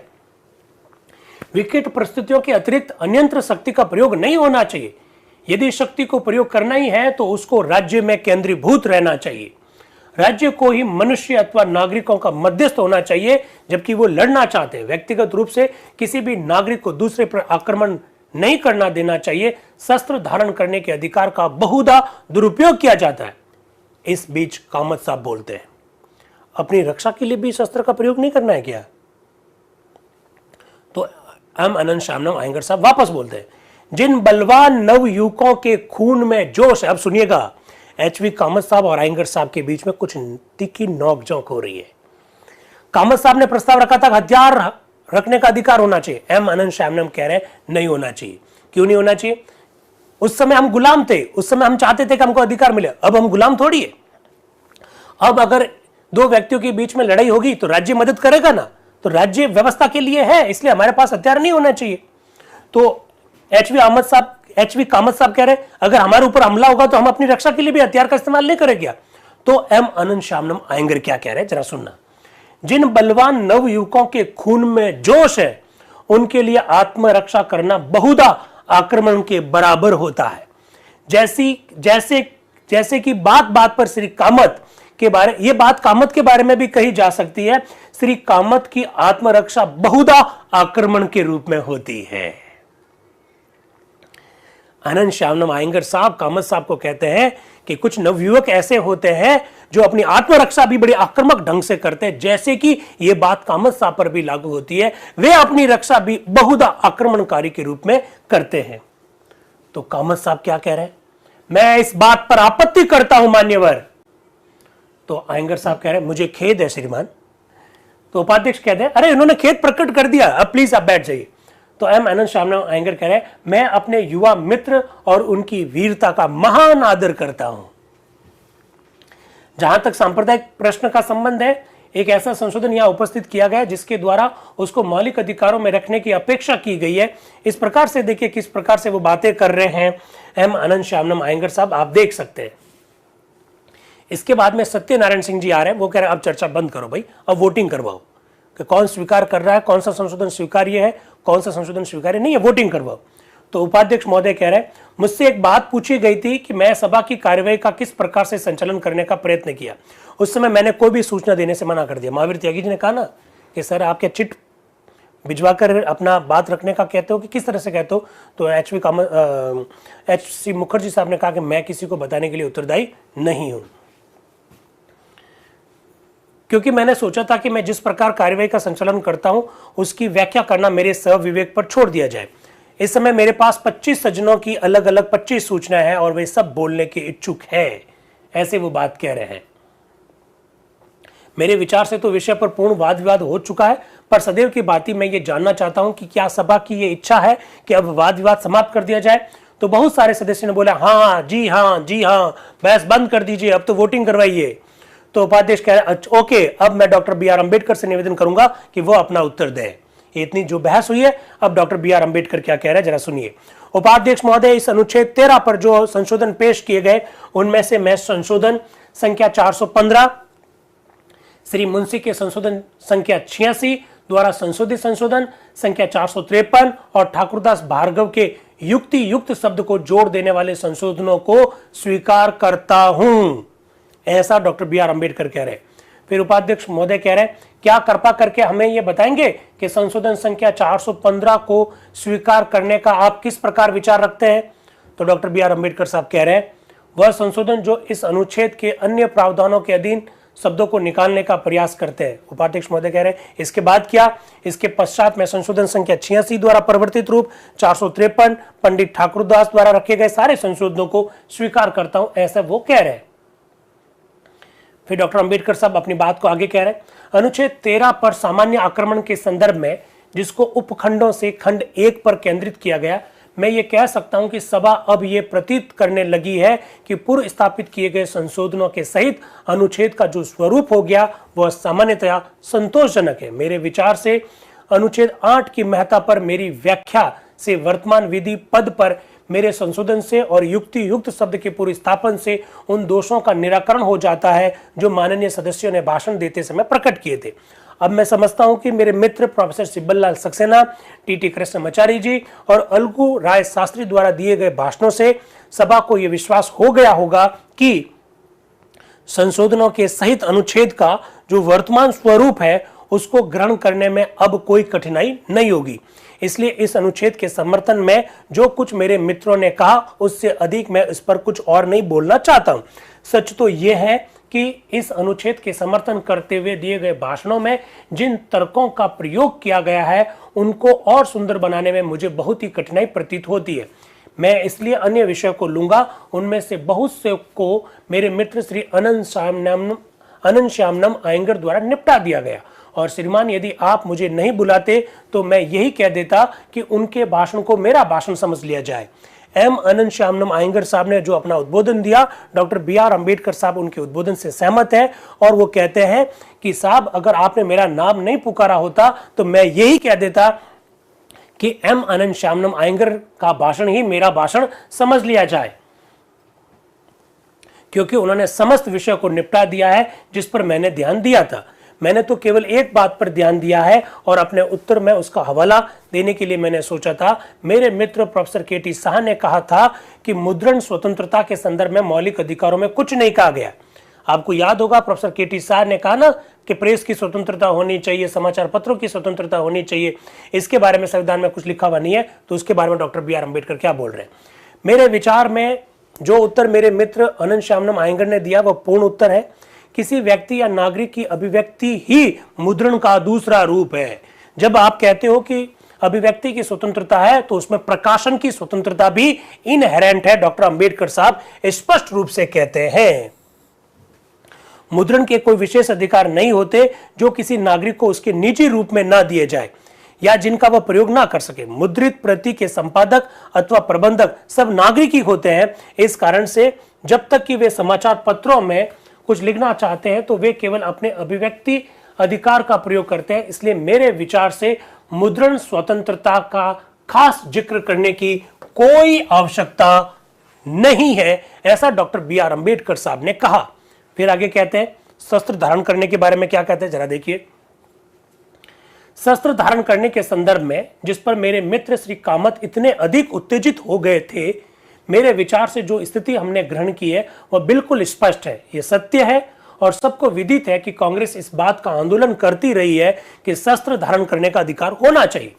इसको कोई अस्वीकार नहीं कर सकता, वह तो इतिहास संबंधी बात है। पर साथ ही साथ मेरे विचार से सभा को यह नहीं भूल जाना चाहिए कि जिन परिस्थितियों में कांग्रेस ने ऐसे प्रस्ताव स्वीकार किए थे वे परिस्थितियां अब इस देश में विद्यमान नहीं है।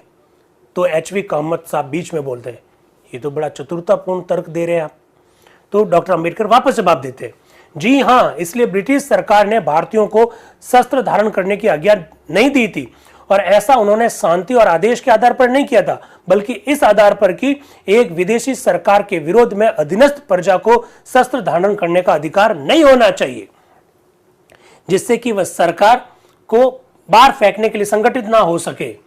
अतः मेरे विचार से वे आधारभूत विचार जिनसे प्रेरित होकर ये संकल्प पारित किए गए थे अब मिट गए हैं। वो कह रहे हैं कि कांग्रेस ने जो भी संकल्प इतिहास में जो पारित किए थे कि शस्त्र को धारण करने का अधिकार होना चाहिए, वो जिन परिस्थितियों में संकल्प पारित किए गए थे वे परिस्थितियां अब नहीं है, क्योंकि विदेशी सरकार थी हमारे उस समय, हम गुलाम थे। और कोई भी विदेशी सरकार ये कहेगी कि उनकी प्रजा के पास हथियार नहीं होने चाहिए क्योंकि उन हथियारों से वो उनकी सरकार को वहां से हटा सकते थे। लेकिन अब हमारी खुद की सरकार आ गई, हमारी सरकार आने पर अब हमारी जनता को इस तरह से शस्त्र धारण करने का अधिकार नहीं होना चाहिए, ऐसा डॉक्टर बी.आर. अम्बेडकर साहब कह रहे हैं। वर्तमान परिस्थितियों में वे स्वयं ये नहीं सोच सकता है कि राज्य किस प्रकार शासन कार्य का संचालन कर सकेगा यदि प्रत्येक व्यक्ति को बाजार जाने और बेरोक टोक तमाम तरह के आक्रमणकारी शस्त्र खरीदने का अधिकार प्राप्त हो। कामत साहब पूछते हैं इस बीच एक प्रश्न, एक स्पष्टीकरण का प्रश्न है, श्रीमान इस अधिकार को नियंत्रित करने के लिए अपवाद दिया हुआ है। वो कह रहा है कि साहब शस्त्र धारण करने का मैंने जो स्वतंत्रता का उल्लेख किया ना उसके मैंने अपवाद भी दिए हैं। आप तो शस्त्र धारण करने के संदर्भ में क्यों नहीं धारण कर सकते उसके बारे में बोल रहे, पर मैंने तो खुद ने अपवाद दे रखे हैं, आप मेरे उसके बारे में बोलिए। तो डॉक्टर बी.आर. अम्बेडकर साहब क्या कह रहे हैं, वो अपवाद क्या करता है, उस अपवाद में क्या कहा गया? अपवाद केवल नियमन कर सकता है और नियमन शब्द की व्याख्या शर्तों के न्यायालय ने यह की है कि उसका अर्थ है विनिधान करना, पर शर्तें कभी ऐसी नहीं हो सकती है जिनसे नागरिकों के शस्त्र धारण करने का अधिकार खत्म हो जाए। इसलिए नियमन स्वयं किसी नागरिक को शस्त्र धारण करने का अधिकार प्राप्त करना चाहता है, शस्त्र धारण करने में बाधा नहीं डालेगा। समस्त नागरिकों को बिना किसी भेदभाव के ऐसे मौलिक अधिकार के देने की नीति पर मुझे बड़ी आपत्ति है। उदाहरण स्वरूप यदि श्री कामत का प्रस्ताव कि प्रत्येक व्यक्ति को शस्त्र धारण करने का मौलिक अधिकार है अगर स्वीकार कर लिया जाए तो हजारों लाखों व्यक्तियों को जिनको आज जराइम पेशा लोगों में शामिल किया जाता है शस्त्र धारण करने का अधिकार मिल जाएगा। सब तरह के लोगों को चाहे वे स्वभाव से अपराधी ही हो शस्त्र धारण करने का अधिकार की मांग करने का हक मिल जाएगा। आप ये तो कह ही नहीं सकते कि इस अपवाद द्वारा किसी व्यक्ति को इस कारण शस्त्र धारण करने का अधिकार नहीं होगा कि वह किसी विशेष वर्ग का। फिर एच.वी. कामत साहब वापस बोलते हैं, यदि डॉक्टर अंबेडकर इस अपवाद को पूर्ण रूप से स्पष्टता समझते हैं तो उनको यह अनुभव होगा कि मेरे संशोधन का यह प्रभाव नहीं है। डॉक्टर अंबेडकर वापस बोलते हैं, इस समय मैं ये बात नहीं मान सकता हूं, मेरे पास अब अधिक समय नहीं है। मैं उस स्थिति को स्पष्ट कर रहा हूं जिसको मसौदा समिति ने ग्रहण किया है। बात तो यह है कि इस भेद रहित अधिकार को प्रदान करना संभव नहीं है। इसके अतिरिक्त मेरा निवेदन यह है कि जहां तक शस्त्र धारण करने का संबंध है, हमें इस बात का आग्रह नहीं करना चाहिए कि व्यक्ति को शस्त्र धारण करने का अधिकार हो, वरना इस बात पर आग्रह करना चाहिए कि व्यक्ति को शस्त्र धारण करने का कर्तव्य हो। वाह! उनका शस्त्र धारण करने का अधिकार नहीं होना चाहिए, शस्त्र धारण करने का कर्तव्य होना चाहिए। अब आप मुझसे प्रश्न पूछेंगे कि यह क्या बात हो गई, शस्त्र धारण करना अधिकार नहीं हो, शस्त्र धारण करना कर्तव्य हो। हरमन भाई, क्या गजब की बात कही। जैसे ही बोले तो संविधान सभा में कुछ सदस्य बोले, वाह क्या बात है, धन्य है, धन्य है। ऐसा क्या कहा, क्यों कहा, स्पष्टीकरण सुनिए। वो कह रहे सत्य बात तो यह है कि जो कुछ अधिकार हमें प्राप्त करना चाहिए वह यह है कि जब आपात स्थिति उत्पन्न हो, जब युद्ध हो, जब विप्लव हो, तब राज्य की स्थिरता और सुरक्षा संकट में हो, उस समय राज्य की रक्षा हेतु राज्य के प्रत्येक व्यक्ति को शस्त्र धारण करने के लिए का अधिकार हो। जब देश विपरीत परिस्थितियों में हो, जब देश में विप्लव हो रहा हो, जब देश में युद्ध हो रहा हो, जब देश की सुरक्षा खतरे में पड़ी हो, तब देश का प्रत्येक नागरिक शस्त्र धारण करे। तो इसलिए शस्त्र धारण करना कर्तव्य होना चाहिए, न कि शस्त्र धारण करना अधिकार होना चाहिए। क्या लोग थे। जरा देखिए, इस बात को हमें यह मान लेना चाहिए और अनुच्छेद 17 के अपवाद द्वारा हमने इस स्थिति को सुरक्षापूर्ण बना दिया है। आगे आएगा, इस प्रकार की बात आएगी। अनुच्छेद 17 की बात अभी हम नहीं कर रहे। अनुच्छेद 17, आज का अनुच्छेद 17 नहीं, आप जब अनुच्छेद 23 और 24 जब पढ़ेंगे तब आपको मालूम पड़ेगा। देश की सुरक्षा के संदर्भ में कुछ प्रावधान आएंगे, आगे बात करेंगे। एचवी कामत साहब जैसे बीच में बोलने के लिए खड़े हुए, उपाध्यक्ष महोदय बोल रहे, श्री कामत आप बाधा ना डालिए, आप ये नहीं कह सकते कि मैंने आपको सुविधा पूरी तरह से बोलने की नहीं दी है। फिर डॉक्टर बी आर अम्बेडकर साहब बोल रहे, व्यक्ति कानूनों के संदर्भ में भी मेरे विचार से इस विषय पर बहुत सारी चर्चा हुई। पर्सनल लॉ के बारे में जिन लोगों ने ये बात कही थी उनकी ओर इशारा करते हुए डॉक्टर अम्बेडकर साहब बात कहना चाहते हैं। फिर वन जातियों के बारे में बात को भी वो रख रहे हैं। तो मतलब डॉक्टर अम्बेडकर साहब ने बहुत स्पष्ट वक्तव्य दिया इस मुद्दे पर जो भी चर्चा हुई। इसके बाद में अब वोटिंग की जाएगी। वोटिंग में एक एक करके खंड रखा जा रहा है, संविधान सभा उसको स्वीकार कर रही है या फिर संविधान सभा अस्वीकार कर रही है। जैसे फॉर एग्जांपल डाक, तार और टेलीफोन की सूचना को गुप्त रखने की गारंटी दी जाए, संविधान सभा ने इसको अस्वीकार कर दिया, आप देख सकते हैं। इसके बाद में ये बात आई कि अनुच्छेद 13 में इस शब्द में ये लिख दीजिए, इस अनुच्छेद के अन्य प्रावधानों के अधीन रखते हुए संविधान सभा ने इसको स्वीकार कर लिया। ये खुद डॉक्टर अंबेडकर का संशोधन था। फिर एक संशोधन यह था, अधिकार होगा शब्दों के पश्चात और उनको इन अधिकारों की गारंटी दी जाती है, गारंटी शब्द जोड़ दीजिए, इसको संविधान सभा ने अस्वीकार कर लिया, ये भी आप देख सकते हैं। इसके बाद में विचार स्वतंत्रता का भी स्वतंत्रता जोड़ दी जाए, इसको भी संविधान सभा ने अस्वीकार कर दिया। इसके बाद में यह कहा गया कि विचार, उपासना, मुद्रण और प्रकाश संबंधी स्वतंत्रता दी जाए। अभी बात करी थी प्रोफेसर केटी शाह ने भी इसकी ओर इशारा किया था, संविधान सभा ने इसको भी अस्वीकार कर दिया। इसके बाद में यह आया कि मुद्रण और मंच संबंधी स्वतंत्रता दी जाए, यह भी संविधान सभा ने अस्वीकार कर दिया। इसके बाद में एक शब्दावली में परिवर्तन के लिए था कि किसी विद्या अनुकूल परियोजनार्थ, ये जोड़ दीजिए, इसको भी संविधान सभा ने अस्वीकार कर दिया। तो इस प्रकार से संविधान सभा जो अस्वीकार कर रही है वो आपके सामने बिल्कुल लाए जा रहे हैं, एक एक करके रखे जा रहे हैं। इसके बाद में एक आपको मालूम है चौधरी रणवीर सिंह जी लेकर आए थे कि अनुच्छेद 13 में 13(7) और 13(8) नामक धारा जोड़ दी जाए, संविधान सभा ने इसे भी अस्वीकार कर दिया। फिर एक व्यक्तिगत स्वतंत्रता वाली बात आई, उसको भी संविधान सभा ने अस्वीकार कर दिया। तो आप देख सकते हैं किस तरह से संविधान लाया जा रहा है। संविधान में अलग अलग प्रावधान किए जा रहे हैं और संविधान सभा उसके ऊपर कौन से स्वीकार कर रही है, कौन से अस्वीकार कर रही है, सारी बातें आप देख सकते हैं यहाँ पर। और बिल्कुल आप मुझसे यह प्रश्न पूछ सकते हैं कि ये कैसे स्वीकार और अस्वीकार होते थे, वोटिंग होती क्या? बिल्कुल संविधान सभा में वोटिंग होती थी, कभी सर्वसम्मति होती थी, कभी वोटिंग होती थी। तो ये जितना भी जो किया जा रहा है वो सर्वसम्मति से किया जा रहा है। तो इस प्रकार से अनुच्छेद 13 भारत के संविधान का हिस्सा बना दिया गया, जिसे हम लोग अनुच्छेद 19 के नाम से जानते हैं आज के दिन। जब अनुच्छेद 13 जोड़ा गया था उस समय अनुच्छेद 13(1) के अंतर्गत संपत्ति अर्जित करने की स्वतंत्रता थी। अनुच्छेद 19(1) में जो 7 स्वतंत्रताएं थी उनमें से एक संपत्ति अर्जित करने की स्वतंत्रता थी। 44वें संविधान संशोधन के द्वारा 1978 में हमने संपत्ति अर्जित करने की स्वतंत्रता को, आप जानते हैं, मौलिक अधिकार से हटा दिया था। यह आपको मालूम होना चाहिए। इसके बाद में आता है अनुच्छेद 14, आर्टिकल 14। आज जो भारतीय संविधान का अनुच्छेद 20 है उसे मसौदा संविधान में 14 के रूप में जाना गया था। आप जानते हैं आज के दिन भारतीय संविधान के अनुच्छेद 20 में 3 बातों को लिखा हुआ है। एक, किसी भी व्यक्ति को पूर्व तिथि से कोई घाटा नहीं दिया जा सकता। किसी भी व्यक्ति को 3 जो बातें लिखी हुई है, आप जानते हैं, एक एक करके मैं आपके सामने रख देता हूं। वो 3 बातों पर चर्चा आज प्रारंभ हो जाएगी, लेकिन ये अंतिम रूप में आज नहीं होगा, आगे कंटिन्यू चलेगा। एक एक करके मैं बात आपके सामने रख देता हूं तीनों। नंबर 1, कोई भी व्यक्ति किसी भी अपराध के लिए तब तक सिद्ध दोष नहीं ठहराया जाएगा जब तक कि उसने ऐसा कानून करने के समय जो विधि प्रचलित थी उसका उल्लंघन नहीं किया।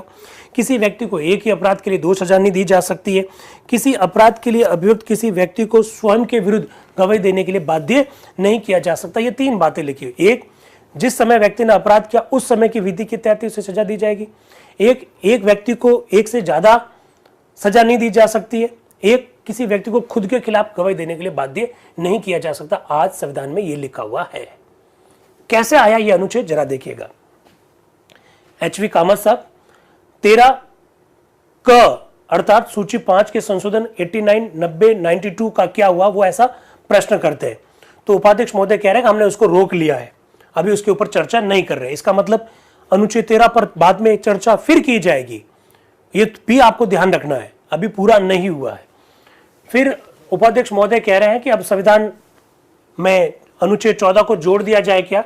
तो पंडित ठाकुरदास भार्गव आते हैं, क्या मैं ये संकेत करने की स्वतंत्रता का उपभोग कर सकता हूं कि मेरा संशोधन 505 केवल शाब्दिक ही नहीं है बल्कि वो वास्तविक रूप से संशोधन है, तो आप उसको रखने की परमिशन देंगे क्या।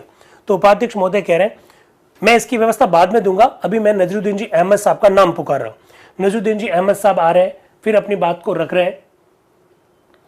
कोई व्यक्ति उससे अधिक दंड का पात्र नहीं होगा जो उस अपराध के करने के समय प्रवर्त विधि के अधीन दिया जा सकता है। वाह, इस प्रकार की बात आज संविधान का हिस्सा है। तो इस संदर्भ में नजरुद्दीन जी अहमद साहब प्रस्ताव रख रहे हैं और उसके पीछे तर्क दे रहे हैं। इसके बाद में नाम पुकारा जाता है ठाकुरदास भार्गव जी का, वो कुछ जुड़वाना चाहते हैं। वो क्या कह रहे हैं, मैं प्रस्ताव रखता हूं कि क्या प्रस्ताव रखता हूं कि अनुच्छेद 14 के खंड 1 में under the law at the time of the commission शब्दों के स्थान में under the law in force at the time of the commission शब्द रखे जाए। इनको रखने की परमिशन दे दी, हालांकि मुझे तो लगता है ये थोड़ा शाब्दिक परिवर्तन ही है। इसके बाद में नजरुद्दीन जी अहमद साहब एक संशोधन लेके आते हैं। वो कह रहे हैं कि क्या शब्दावली जोड़ दी जाए 14(2) में। सन 1898 ईस्वी की दंड कार्य प्रणाली संहिता में दी गई विधि के अतिरिक्त अन्य किसी विधि द्वारा शब्द जोड़ दिए जाए, इस प्रकार की शब्दावली वो जुड़वाना चाहते हैं। फिर वो एक और परिवर्तन करना चाहते हैं, वो है कोई भी व्यक्ति उसी अपराध के लिए एक बार से अधिक दंडित न किया जाएगा, यह शब्दावली जोड़ दीजिए, ऐसा वो कह रहे हैं। फिर टीटी कृष्णमाचारी जी बीच में बोल रहे हैं, श्रीमान एक औचित्य प्रश्न है, इस सभा के अधीनस्थ विधान मंडल द्वारा निर्मित अधिनियमों का उल्लेख करते हुए क्या इस सभा का कोई माननीय सदस्य संशोधन पेश कर सकता है। संशोधन स्वयं नियम विरुद्ध है, ऐसा टीटी कृष्णमाचारी जी कह रहे हैं। जो नजरुद्दीन जी अहमद साहब जो संशोधन रखना चाह रहे हैं उसके बारे में वो ऐसा कह रहे हैं। फिर इसके बाद में नजरुद्दीन जी अहमद साहब अपने भाषण को देते देते ये भी कह रहे हैं कि श्रीमान मैं माननीय सदस्य मसौदा समिति के सभापति का ध्यान पूर्णतः अपनी ओर आकर्षित करना चाहता हूं, अन्यथा ये तर्क व्यर्थ होगा। यदि वे नहीं कह देंगे तो सारा भवन उनके साथ गूंज उठेगा। उन्होंने कहा कि जो मैं बात रखना चाहता हूं, मैं चाहता हूं कि डॉक्टर अंबेडकर मेरी तरफ देखें। तो उपाध्यक्ष महोदय क्या बोल रहे हैं, डॉक्टर अंबेडकर श्री नजरुद्दीन जी चाहते हैं कि आप उनकी ओर पूरा पूरा ध्यान दें। वे कहते हैं कि यदि आप नहीं कहेंगे तो सारी सभा भी नहीं कह देगी, और अगर आप हाँ कहेंगे तो सारी सभा हाँ कह देगी। इससे आप अंदाज लगा सकते हैं कि डॉक्टर बी.आर. अंबेडकर साहब संविधान सभा में किन परिस्थितियों में थे, कैसी परिस्थितियों में थे, उनकी स्थिति क्या थी, इससे आप अंदाज लगा सकते हैं। उपाध्यक्ष महोदय खुद भी कह रहे हैं कि डॉक्टर अंबेडकर साहब आपके बारे में नजरुद्दीन जी अहमद साहब ये कह रहे हैं कि अगर आपने नहीं बोला तो सभा भी नहीं बोल देगी, ऐसा वो कह रहे हैं। फिर नजरुद्दीन जी अहमद साहब आगे बोल रहे हैं, अपनी बात को कह रहे हैं कि जो बात मैं कह रहा था वह एक सामान्य महत्व की बात है। बात यह है कि यदि किसी न्यायालय द्वारा कोई व्यक्ति दोषी ठहराया जाता है तो प्रथम दोष निर्णय है, चाहे जांच में कोई कमी क्यों नहीं। वो कुल मिलाकर बात ये रखना चाहते हैं कि भाई किसी भी व्यक्ति को एक अपराध के लिए 2 सजा नहीं मिलनी चाहिए, इस प्रकार की वो बात कह रहे हैं। फिर उन्हीं के नाम से एक संशोधन और है 509, उपाध्यक्ष महोदय कह रहे हैं कि आप वो रखना चाहते हैं। तो नजरुद्दीन जी कह रहे हैं नहीं श्रीमान, वह इसी सिद्धांत से संबंध रखता है और उसे मैं पेश नहीं करना चाहता हूं। इसके बाद में उपाध्यक्ष महोदय क्या बोल रहे हैं, पिछले 2 दिनों के अनुभव, ये क्या हो गया, हट रहे नहीं, हट रहा, मत हट, नहीं चाहिए। पिछले 2 दिनों के अनुभव से मुझे यह विदित हुआ कि अनेकों सदस्यों के लिए प्रातः 9:30 बजे आना कठिन है। लो, और मुझसे आप अपेक्षा कर रहे हैं कि मैं 7:30 की बैठक 7 बजे बुला लूं। संविधान सभा में उपाध्यक्ष महोदय कह रहे हैं कि पिछले 2 दिनों से जब से मैं 9:30 बजे बुला रहा हूं, कुछ सदस्य मुझसे मिले और कह रहे हैं कि 9:30 बजे आना कठिन है। पिछले 2 दिनों के अनुभव से मुझे यह विदित हुआ कि अनेकों सदस्यों के लिए प्रातः 9 बजे आना कठिन है। वे सोच लेते हैं कि अन्य, अरे हटाओ तो थोड़ा यार, क्या हो गया, ये अक्सर कैसे आ गए, ये बहुत महत्वपूर्ण बात है, इनको बताना बहुत जरूरी है। हाँ चलने दीजिए ना, अब हटा दूं,